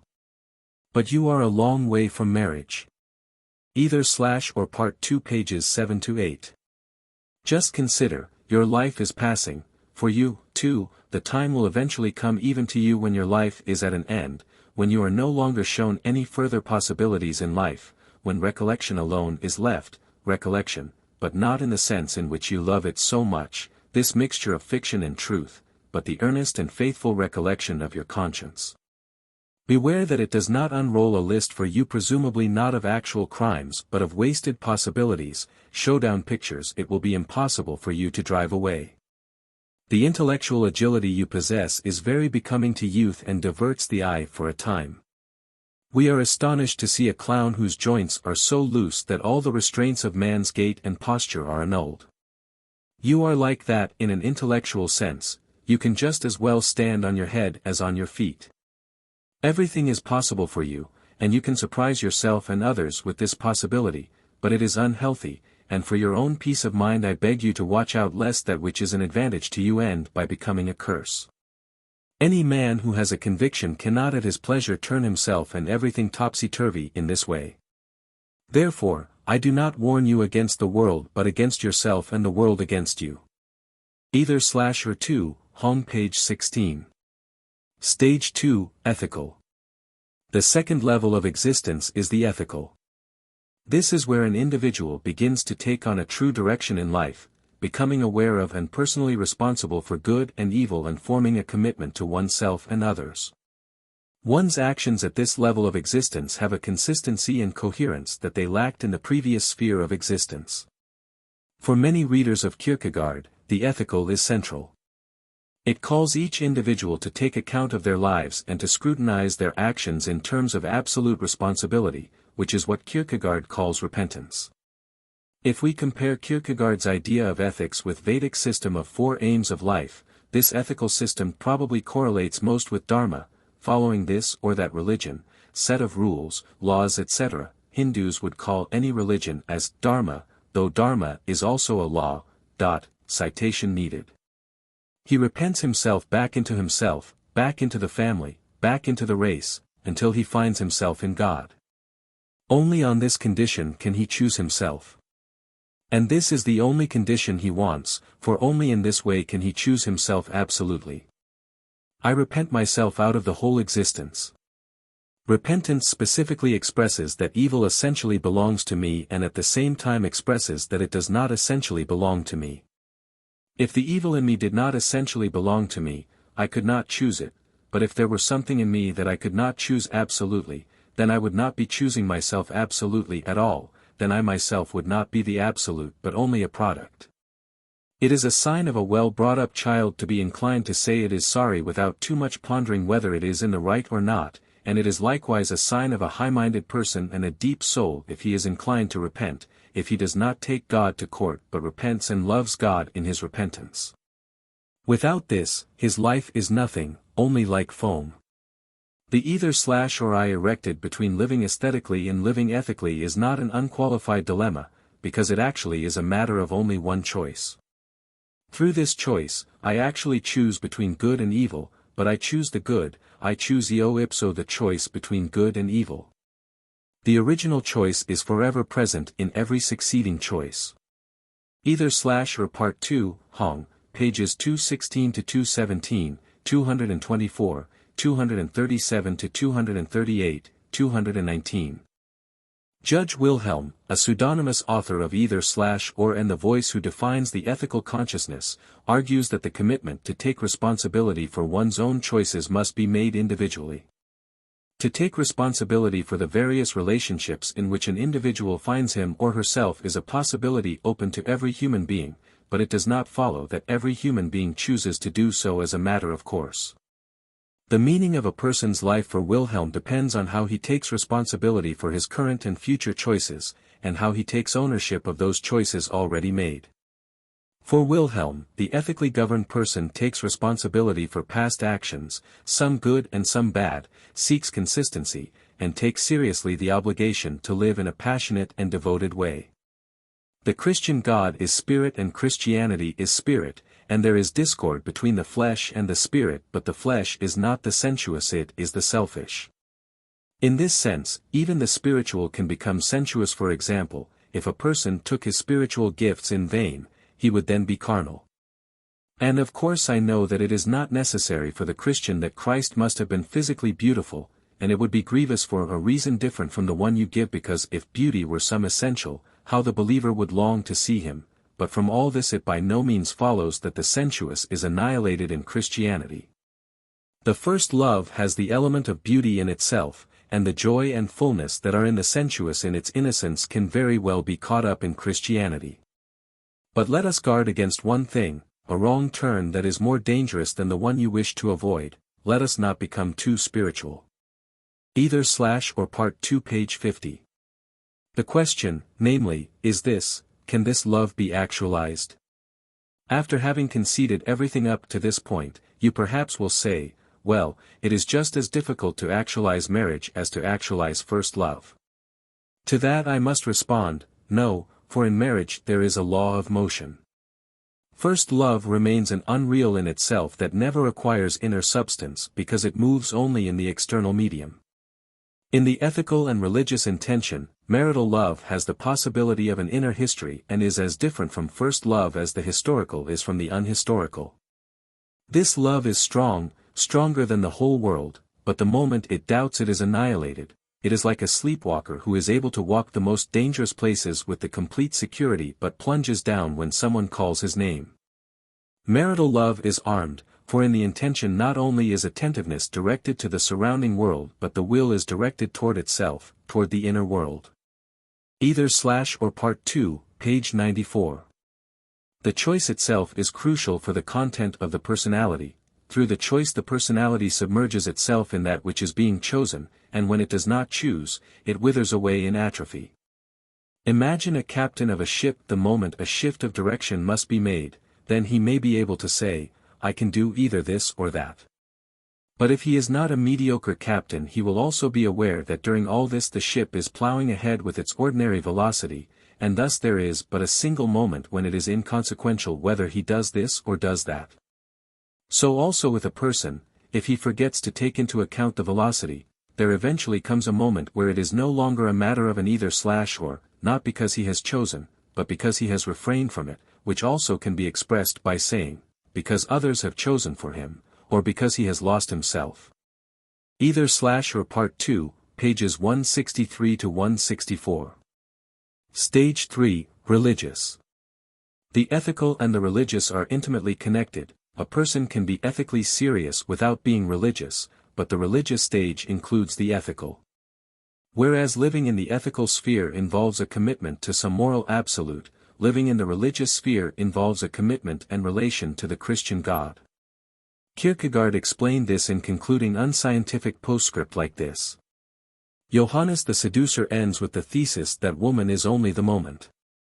This in its general sense is the essential aesthetic thesis, that the moment is all and to that extent, in turn, essentially nothing, just as the sophistic thesis that everything is true is that nothing is true. On the whole, the conception of time is the decisive element in every standpoint up to the paradox, which paradoxically accentuates time. To the degree that time is accentuated, to the same degree there is movement from the aesthetic, the metaphysical, to the ethical, the religious, and the Christian religious. Where Johannes the seducer ends, the judge begins, woman's beauty increases with the years. Here time is accentuated ethically, but still not in such a way that precludes the possibility of recollection's withdrawal out of existence into the eternal. Concluding unscientific postscript, pages 298 to 299.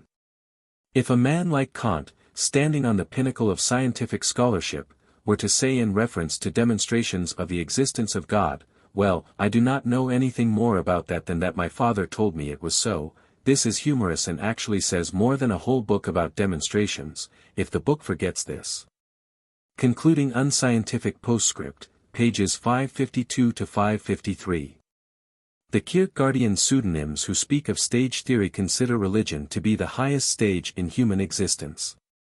In one discussion of religious life, one of Kierkegaard's pseudonyms, Johannes Climacus, distinguishes two types within this stage, which have been called religiousness A and religiousness B. One type is symbolized by the Greek philosopher Socrates, whose passionate pursuit of the truth and individual conscience came into conflict with his society. Another type of religiousness is one characterized by the realization that the individual is sinful and is the source of untruth. In time, through revelation and in direct relationship with the paradox that is Jesus, the individual begins to see that his or her eternal salvation rests on a paradox, God, the transcendent, coming into time in human form to redeem human beings. For Kierkegaard, the very notion of this occurring was scandalous to human reason. Indeed, it must be, and if it is not, then one does not truly understand the incarnation or the meaning of human sinfulness. For Kierkegaard, the impulse towards an awareness of a transcendent power in the universe is what religion is. Religion has a social and an individual, not just personal, dimension. But it begins with the individual and his or her awareness of sinfulness. Here are several quotes from Kierkegaard's where he discusses his concept of sin. The sin/faith opposition is the Christian one which transforms all ethical concepts in a Christian way and distills one more decoction from them. At the root of the opposition lies the crucial Christian specification, before God, and that in turn has the crucial Christian characteristic, the absurd, the paradox, the possibility of offense. And it is of the utmost importance that this is demonstrated in every specification of the Christian, since offense is the Christian protection against all speculative philosophy. In what, then, do we find the possibility of offense here?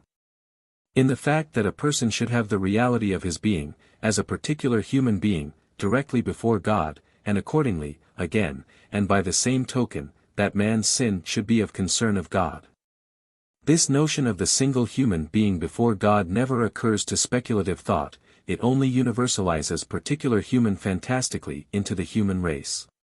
It is exactly for this reason that a disbelieving Christianity came up with the idea that sin is sin, that it is neither here nor there whether it is before God. In other words, it wanted to get rid of the specification, before God, and to that end invented a new wisdom, which nevertheless, curiously enough, was neither more nor less than what the higher wisdom generally is, old paganism. The Sickness unto Death, Hannay, 1989, page 115. Admittance is only through the consciousness of sin. To want to enter by any other road is high treason against Christianity. The simple soul who humbly acknowledges himself to be a sinner, himself personally, the single individual, has no need at all to learn about all the difficulties that come when one is neither simple or humble.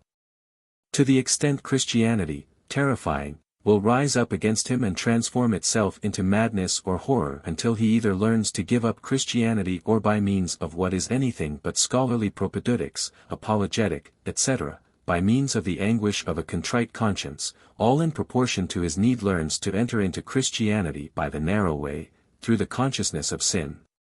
Practice in Christianity, Hong, 1991, pages 67 to 68. Kierkegaard's thoughts on other philosophers. Kierkegaard and Fichte.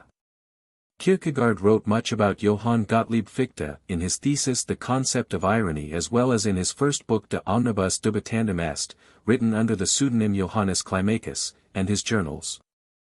Fichte wrote the book The Vocation of Man, 1800, which called for a progression in the life of the human being from doubt to knowledge and then to faith. De Omnibus Dubitandum Est is from Descartes and means everything must be doubted. Both Kierkegaard and Fichte were interested in this idea of beginning with doubt as well as subjectivity. Kierkegaard wrote, in Fichte, subjectivity became free, infinite, negative. But in order for subjectivity to get out of this movement of emptiness in which it moved in infinite abstraction, it had to be negated. In order for thought to become actual, it had to become concrete. Our whole age is imbued with a formal striving. This is what led us to disregard congeniality and to emphasize symmetrical beauty, to prefer conventional rather than sincere social relations. It is this whole striving which is denoted by, to use the words of another author, Fichte's and the other philosophers' attempts to construct systems by sharpness of mind and Robespierre's attempt to do it with the help of the guillotine. It is this which meets us in the flowing butterfly verses of our poets and in Auber's music, and finally, it is this which produces the many revolutions in the political world. I agree perfectly with this whole effort to cling to form, insofar as it continues to be the medium through which we have the idea, but it should not be forgotten that it is the idea which should determine the form, not the form which determines the idea. We should keep in mind that life is not something abstract but something extremely individual. We should not forget that, for example, from a poetic genius position of immediacy, form is nothing but the coming into existence of the idea in the world, and that the task of reflection is only to investigate whether or not the idea has gotten the properly corresponding form. Form is not the basis of life, but life is the basis of form. Imagine that a man long infatuated with the Greek mode of life had acquired the means to arrange for a building in the Greek style and a Grecian household establishment. Whether or not he would be satisfied would be highly problematical, or would he soon prefer another form simply because he had not sufficiently tested himself and the system in which he lived. But just as a leap backward is wrong, something the age, on the whole, is inclined to acknowledge, so also a leap forward is wrong, both of them because a natural development does not proceed by leaps, and life's earnestness will ironize over every such experiment, even if it succeeds momentarily. Journals, Our Journalistic Literature, November 28, 1835. Kierkegaard and Hegel. Many philosophers think that one of Kierkegaard's greatest contributions to philosophy is his critique of Georg Wilhelm Friedrich Hegel. Indeed, many of Kierkegaard's works are written in response to or as a critique of Hegel. Although Kierkegaard strongly criticized some aspects of Hegelian philosophy, his work also shows that he was also positively influenced by Hegel, and had respect for Hegel himself. Now everything is set in motion, and usually this also involves making the system popular. Per systema in fluxus physici it lays hold of all men. How Kant was treated in his time is well known, and therefore I need only mention the infinite mass of lexicons, summaries, popular presentations, and explanations for everyman, etc. And how did Hegel fare later? Hegel, the most modern philosopher, who because of his rigorous form would most likely command silence. Has not the logical trinity been advanced in the most ludicrous way? And therefore it did not astound me that my shoemaker had found that it could also be applied to the development of boots, since, as he observes, the dialectic, which is always the first stage in life, finds expression even here, however insignificant this may seem, in the squeaking, which surely has not escaped the attention of some more profound research psychologist. Unity, however, appears only later, in which respect his shoes far surpass all others, which usually disintegrate in the dialectic, a unity which reached the highest level in that pair of boots Karl XII wore on his famous ride, and since he as an orthodox shoemaker proceeded from the thesis that the immediate, feet without shoes, shoes without feet, is a pure abstraction and took it, the dialectical, as the first stage in the development. And now our modern politicians. By veritably taking up Hegel, they have given a striking example of the way one can serve two masters, in that their revolutionary striving is paired with a life outlook which is a remedy for it, an excellent remedy for lifting part of the illusion which is necessary for encouraging their fantastic striving. And the actuality of the phenomenon will surely not be denied if one recalls that the words, immediate or spontaneous unity, occur just as necessarily in every scientific scholarly treatise as a brunette or a blonde in every well-ordered romantic household. At the happy moment everyone received a copy of Holy Scriptures, in which there was one book which was almost always too brief and sometimes almost invisible, and this was, I regret, the Acts of the Apostles. And how curious it is to note that the present age, whose social striving is trumpeted quite enough, is ashamed of the monks and nuns of the Middle Ages, when at the same time, to confine ourselves to our own native land, a society has been formed here which seems to embrace almost the entire kingdom and in which a speaker began thus, "Dear brothers and sisters." How remarkable to see them censure the Jesuitry of the Middle Ages, since precisely the liberal development, as does every one-sided enthusiasm, has led and must lead to that. And now Christianity, how has it been treated? I share entirely your disapproval of the way every Christian concept has become so volatilized, so completely dissolved in a mass of fog, that it is beyond all recognition. To the concepts of faith, incarnation, tradition, inspiration, which in the Christian sphere are to lead to a particular historical fact, the philosophers choose to give an entirely different, ordinary meaning, whereby faith has become the immediate consciousness, which essentially is nothing other than the vitale fluidum of mental life, its atmosphere, and tradition has become the content of a certain experience of the world, while inspiration has become nothing more than God's breathing of the life spirit into man, and incarnation no more than the presence of one or another idea in one or more individuals. Journals IA 328, 1836 or 1837.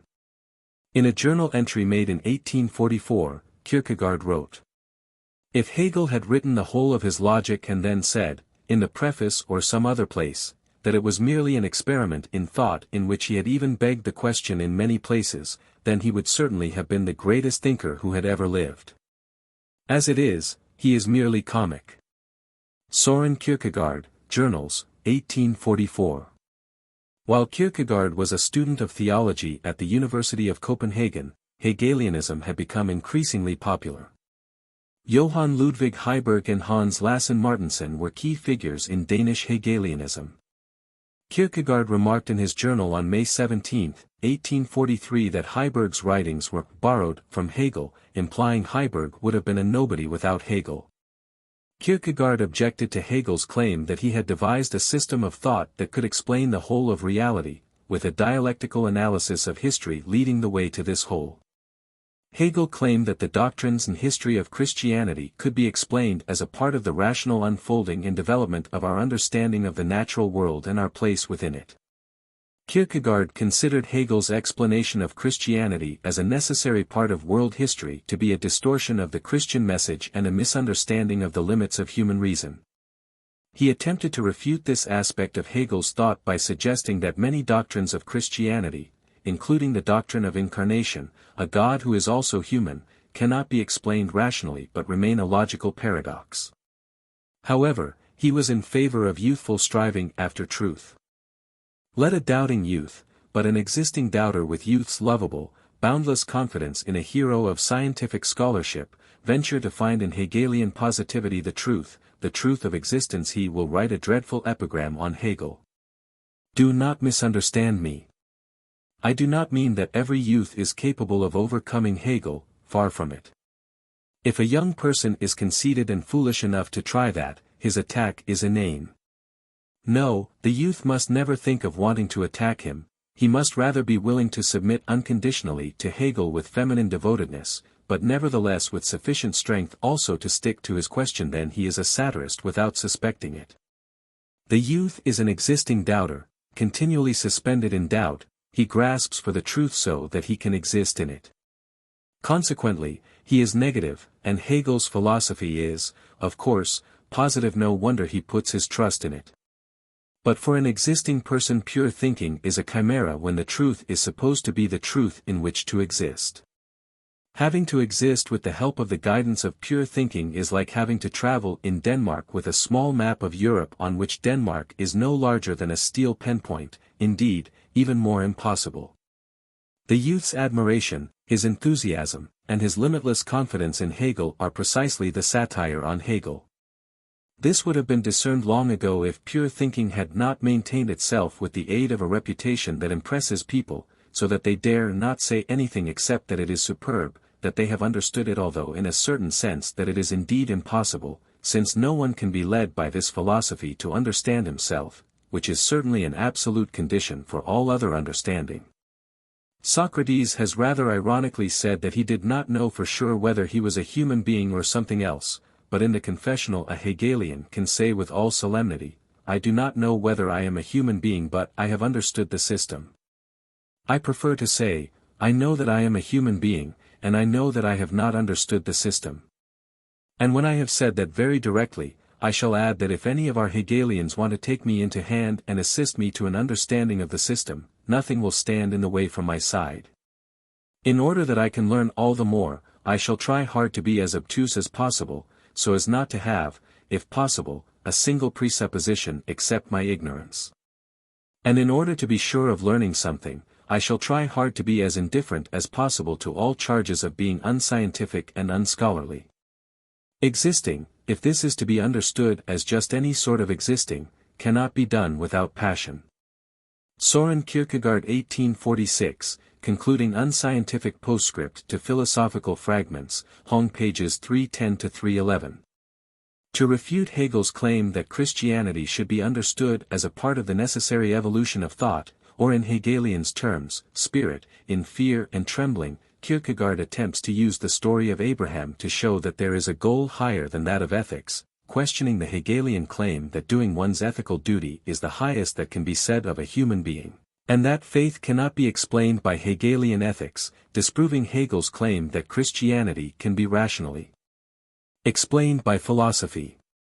Either way, this work can be read as a challenge to the Hegelian notion that a human being's ultimate purpose is to fulfill ethical demands.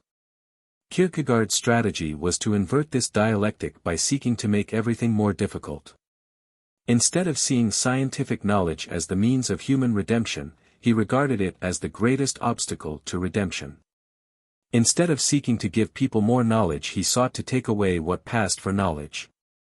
Instead of seeking to make God and Christian faith perfectly intelligible, he sought to emphasize the absolute transcendence by God of all human categories. Instead of setting himself up as a religious authority, Kierkegaard used a vast array of textual devices to undermine his authority as an author and to place responsibility for the existential significance to be derived from his text squarely on the reader. Kierkegaard's tactic in undermining Hegelianism was to produce an elaborate parody of Hegel's entire system. The pseudonymous authorship, from either / or to concluding unscientific postscript, presents an inverted Hegelian dialectic which is designed to lead readers away from knowledge rather than towards it. William MacDonald, Søren Kierkegaard, in the Stanford Encyclopedia of Philosophy. By doing this, Hegelian critics accuse Kierkegaard of using the dialectic to disprove the dialectic, which seems somewhat contradictory and hypocritical. However, Kierkegaard would not claim the dialectic itself is bad, only the Hegelian premise that the dialectic would lead to a harmonious reconciliation of everything, which Hegel called the absolute. Kierkegaard stated this most clearly in his book The Concept of Anxiety. Dogmatics must not explain hereditary sin but rather explain it by presupposing it, like that vortex about which Greek speculation concerning nature had so much to say, a moving something that no science can grasp. That such is the case with dogmatics will readily be granted if once again time is taken to understand Schleiermacher's immortal service to this science. He was left behind long ago when men chose Hegel. Yet Schleiermacher was a thinker in the beautiful Greek sense, a thinker who spoke only of what he knew. Hegel, on the contrary, despite all his outstanding ability and stupendous learning, reminds us again and again by his performance that he was in the German sense a professor of philosophy on a large scale, because he at any price, must explain all things. The Concept of Anxiety, trans. Rita Thompt, Princeton University Press, 1980, page 20. Kierkegaardian scholars have made several interpretations of how Kierkegaard proceeds with parodying Hegel's dialectic. One of the more popular interpretations argues the aesthetic ethical religious stages are the triadic process Kierkegaard was talking about. See section Spheres of Existence for more information. Another interpretation argues for the world individual will triadic process. The dialectic here is either to assert an individual's own desire to be independent and the desire to be part of a community. Instead of reconciliation of the world and the individual where problems between the individual and society are neatly resolved in the Hegelian system, Kierkegaard argues that there's a delicate bond holding the interaction between them together, which needs to be constantly reaffirmed. Jean-Paul Sartre takes this latter view and says the individual is in a constant state of reaffirming his or her own identity, else one falls into bad faith. This process of reconciliation leads to a both/and view of life, where both thesis and antithesis are resolved into a synthesis, which negates the importance of personal responsibility and the human choice of either/or. The work Either/or is a response to this aspect of Hegel's philosophy. A passage from that work exemplifies Kierkegaard's contempt for Hegel's philosophy. Note the comparison between A and B, Judge Wilhelm, in Either/or and Stages on Life's Way. Marry, and you will regret it. Do not marry, and you will also regret it. Marry or do not marry, you will regret it either way. Whether you marry or you do not marry, you will regret it either way. Laugh at the stupidities of the world, and you will regret it, weep over them, and you will also regret it. Laugh at the stupidities of the world or weep over them, you will regret it either way. Whether you laugh at the stupidities of the world or you weep over them, you will regret it either way. Trust a girl, and you will regret it. Do not trust her, and you will also regret it. Hang yourself or do not hang yourself, you will regret it either way. Whether you hang yourself or do not hang yourself, you will regret it either way. This, gentlemen, is the quintessence of all the wisdom of life. Søren Kierkegaard, Either/or Part 1, Hong. My dear reader, if you do not have the time and opportunity to take a dozen years of your life to travel around the world to see everything a world traveler is acquainted with, if you do not have the capability and qualifications from years of practice in a foreign language to penetrate to the differences in national characteristics as these become apparent to the research scholar, if you are not bent upon discovering a new astronomical system that will displace both the Copernican and the Ptolemaic, then marry, and if you have time for the first, the capability for the second, the idea for the last, then marry also. Even if you did not manage to see the whole globe or to speak in many tongues or to know all about the heavens, you will not regret it, for marriage is and remains the most important voyage of discovery a human being undertakes. Compared with a married man's knowledge of life, any other knowledge of it is superficial, for he and he alone has properly immersed himself in life. Søren Kierkegaard, Judge Wilhelm, Stages on Life's Way, Hong, page 89. Here are two more from 1846. As is well known, Hegelian philosophy has cancelled the principle of contradiction, and Hegel himself has more than once emphatically held Judgment Day on the kind of thinkers who remained in the sphere of understanding and reflection and who have therefore insisted that there is an either/or. Since that time, it has become a popular game, so that as soon as someone hints at an out/aut, either/or, a Hegelian comes riding trip-trap-trap on horse and wins a victory and rides home again. Among us, too, the Hegelians have several times been on the move, especially against Bishop Minster, in order to win speculative thought's brilliant victory, and Bishop Minster has more than once become a defeated standpoint, even though for being a defeated standpoint he is holding up very well, and it is rather to be feared that the enormous exertion of the victory has been too exhausting to the undefeated victors. And yet there may be a misunderstanding at the root at the conflict and the victory. Hegel is perfectly and absolutely right in maintaining that, looked at eternally, sub specie eterni, there is no out/aut either/or in the language of abstraction, in pure thought and pure being. Where the devil would it be, since abstraction, after all, simply removes the contradiction, therefore Hegel and the Hegelians should instead take the trouble to explain what is meant by the masquerade of getting contradiction, movement, transition, etc. into logic. The defenders of out/aut are in the wrong if they push their way into the territory of pure thinking and want to defend their cause there. Concluding Unscientific Postscript to Philosophical Fragments, Volume 1, page 305. According to Hegel, the truth is the continuous world historical process. Each generation, each stage of this process, is legitimated and yet is only an element of the truth. Short of resorting to a bit of charlatanry, which helps by assuming that the generation in which Hegel lived or the one after him is imprimatur, and this generation is the last and human history is past, we are all implicated in skepticism. The passionate question of truth does not even come up, because philosophy has first tricked the individuals into becoming objective. The positive Hegelian truth is just as deceptive as happiness was in paganism. Not until afterward does one come to know whether or not one has been happy, and thus the next generation comes to know what truth was in the preceding generation. The great secret of the system is close to Protagoras' sophism: everything is relative, except that here everything is relative in the continuous process.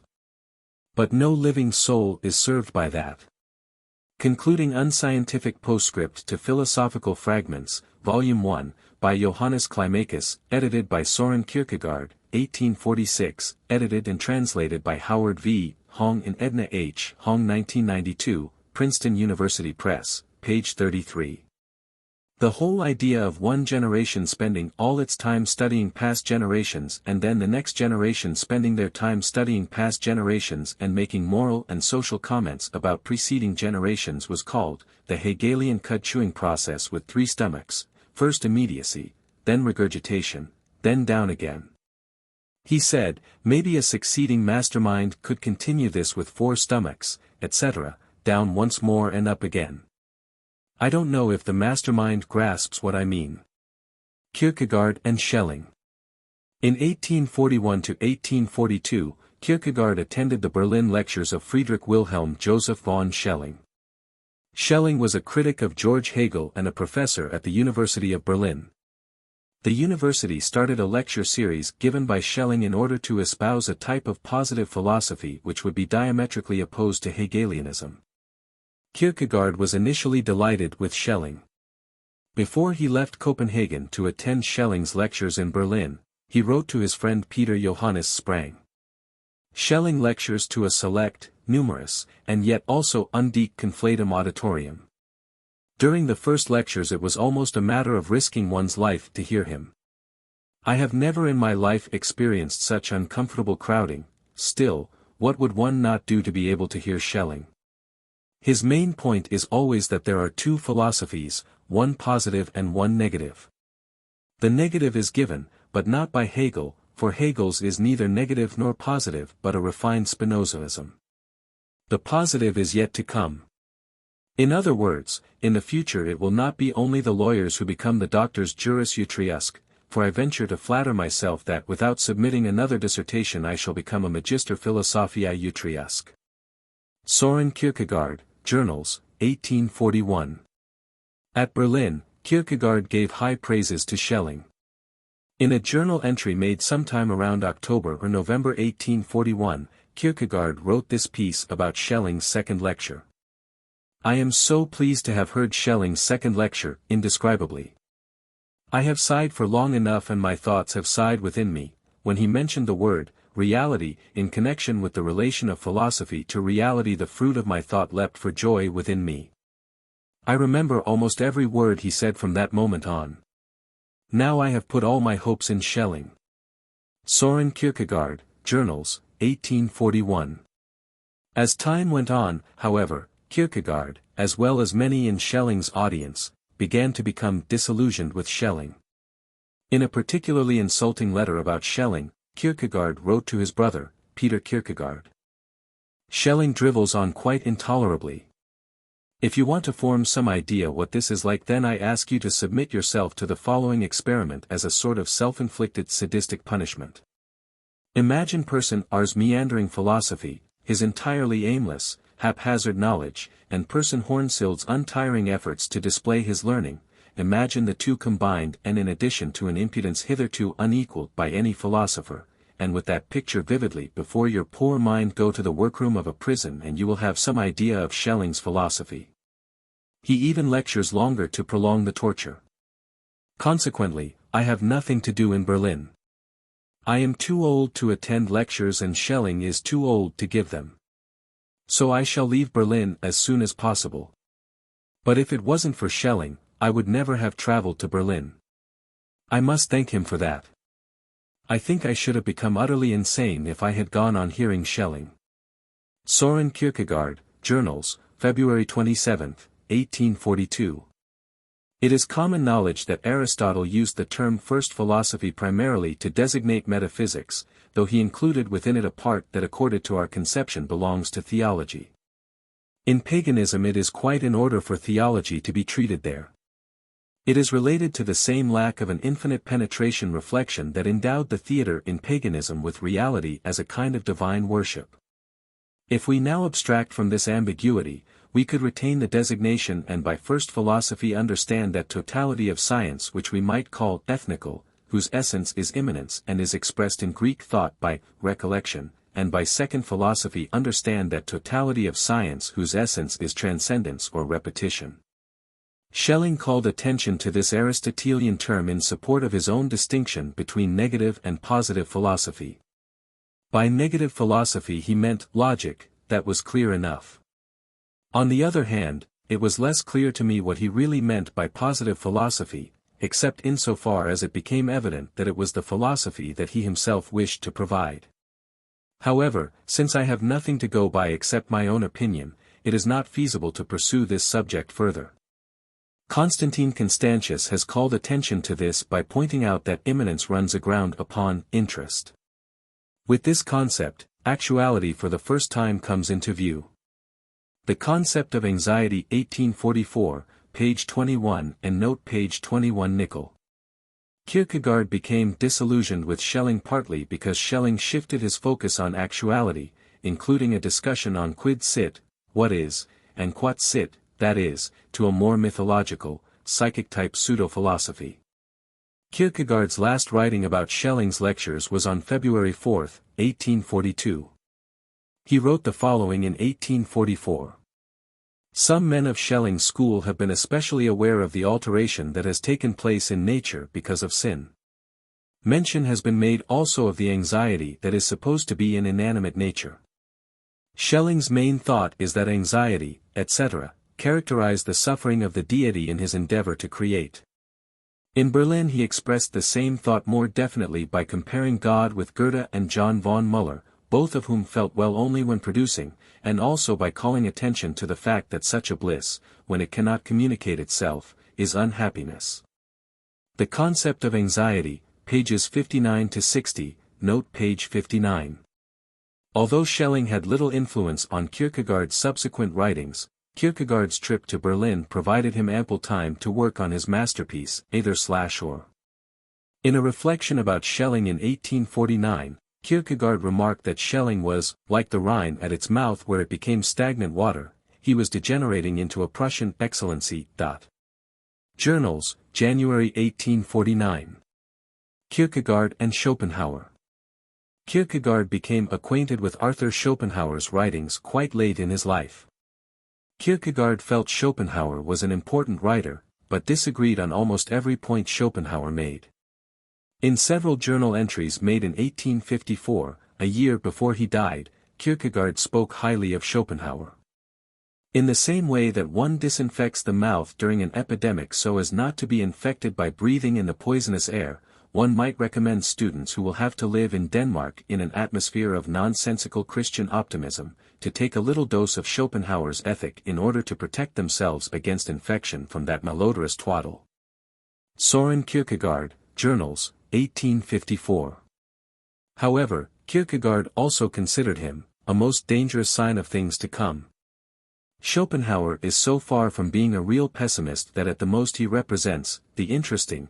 In a certain sense he makes asceticism interesting, the most dangerous thing possible for a pleasure-seeking age which will be harmed more than ever by distilling pleasure even out of asceticism, is by studying asceticism in a completely impersonal way, by assigning it a place in the system.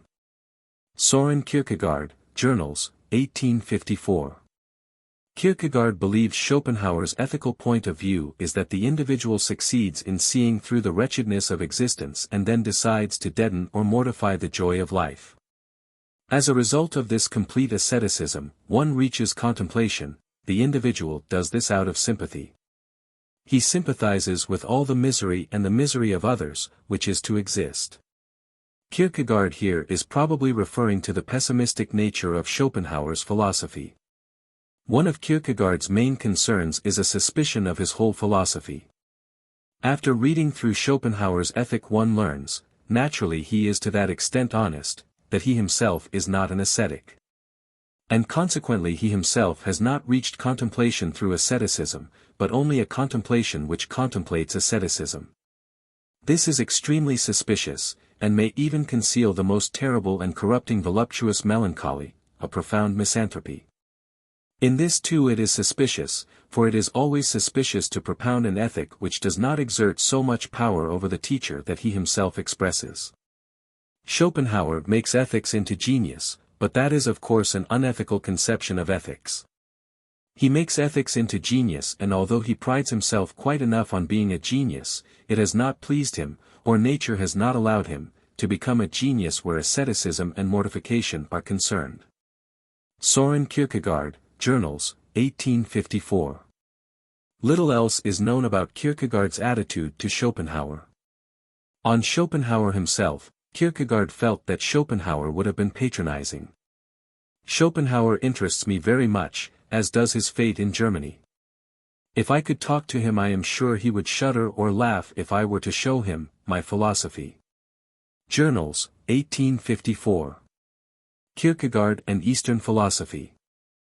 Because Kierkegaard read Schopenhauer, and because Schopenhauer was heavily influenced by Eastern philosophy, it would seem that Kierkegaard would have shown an awareness of Eastern philosophy. There is, however, little direct reference to Asian thought in Kierkegaard's writings.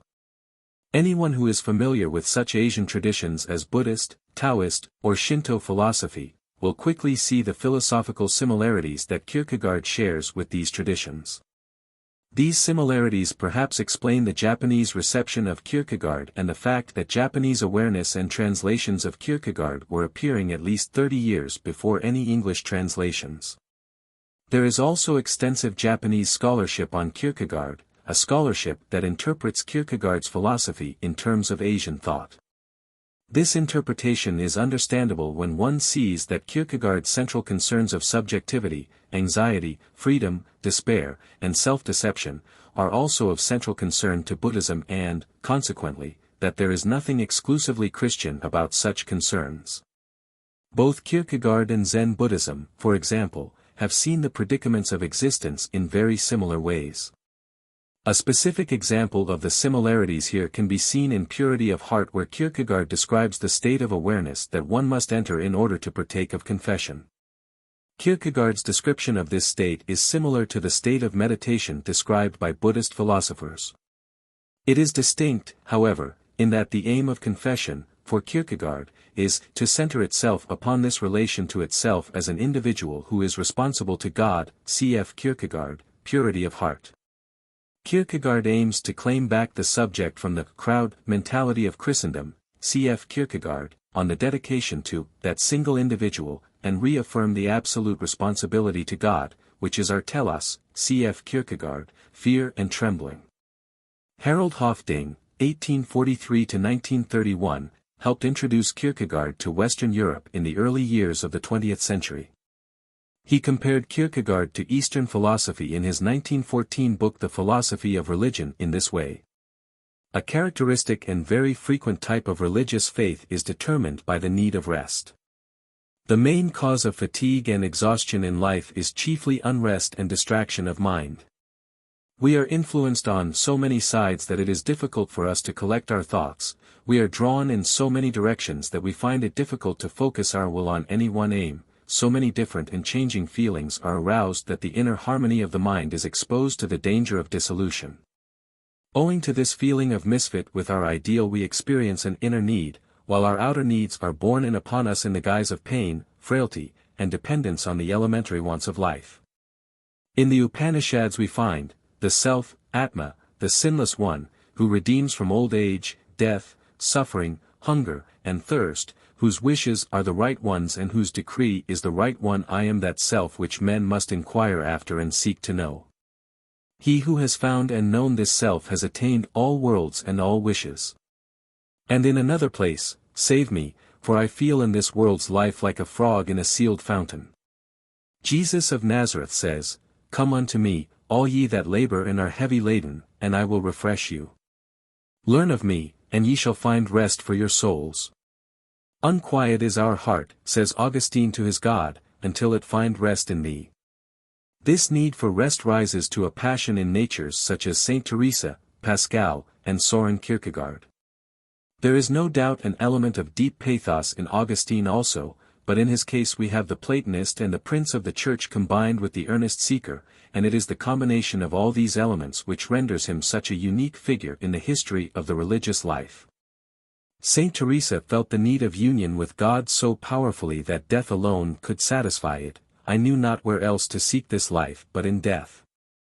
The fish, drawn out of the water, sees at any rate the end of its torment, but what death can compare with the life in which I languish? With Kierkegaard, too, his great desire was to be released from the struggle of life. The lines which he desired should be inscribed on his gravestone express this longing, a little while the search is o'er. The din of battle sounds no more. In this life the believer finds himself in an alien element, between the inner and the outer, between life and its conditions there is a want of harmony. In Kierkegaard's case, too, we get the metaphor of the fish out of water. It is characteristic of this type that the same figure should be employed by the ancient Indians in the Upanishads, by the Spanish nun of the 16th century, and by the northern thinker of the 19th century. This trait sheds a light on the psychology of religion. The aim of man is infinite, but he is condemned to spend his life in the world of finitude, and hence it follows that his existence acquires a sort of spasmodic character. In Kierkegaard, and even in Pascal, this opposition is more sharply brought out than in Saint Teresa. In the latter it evokes longing and inner aspiration, but her will is occupied entirely by the highest object, and only her memory and her imagination are free to analyze her experiences. But both Pascal and Kierkegaard have constantly to summon the will to their aid. In their case they have a desperate struggle to keep themselves upright in face of the harsh discord between the true life and the conditions of actual life, to hold fast to the thought of the object of faith and to resist the onslaughts of doubt. Harold Hoffding, The Philosophy of Religion, pages 116–118, translated from the German edition by B. E. Meyer 1914. End of the Philosophy of Søren Kierkegaard.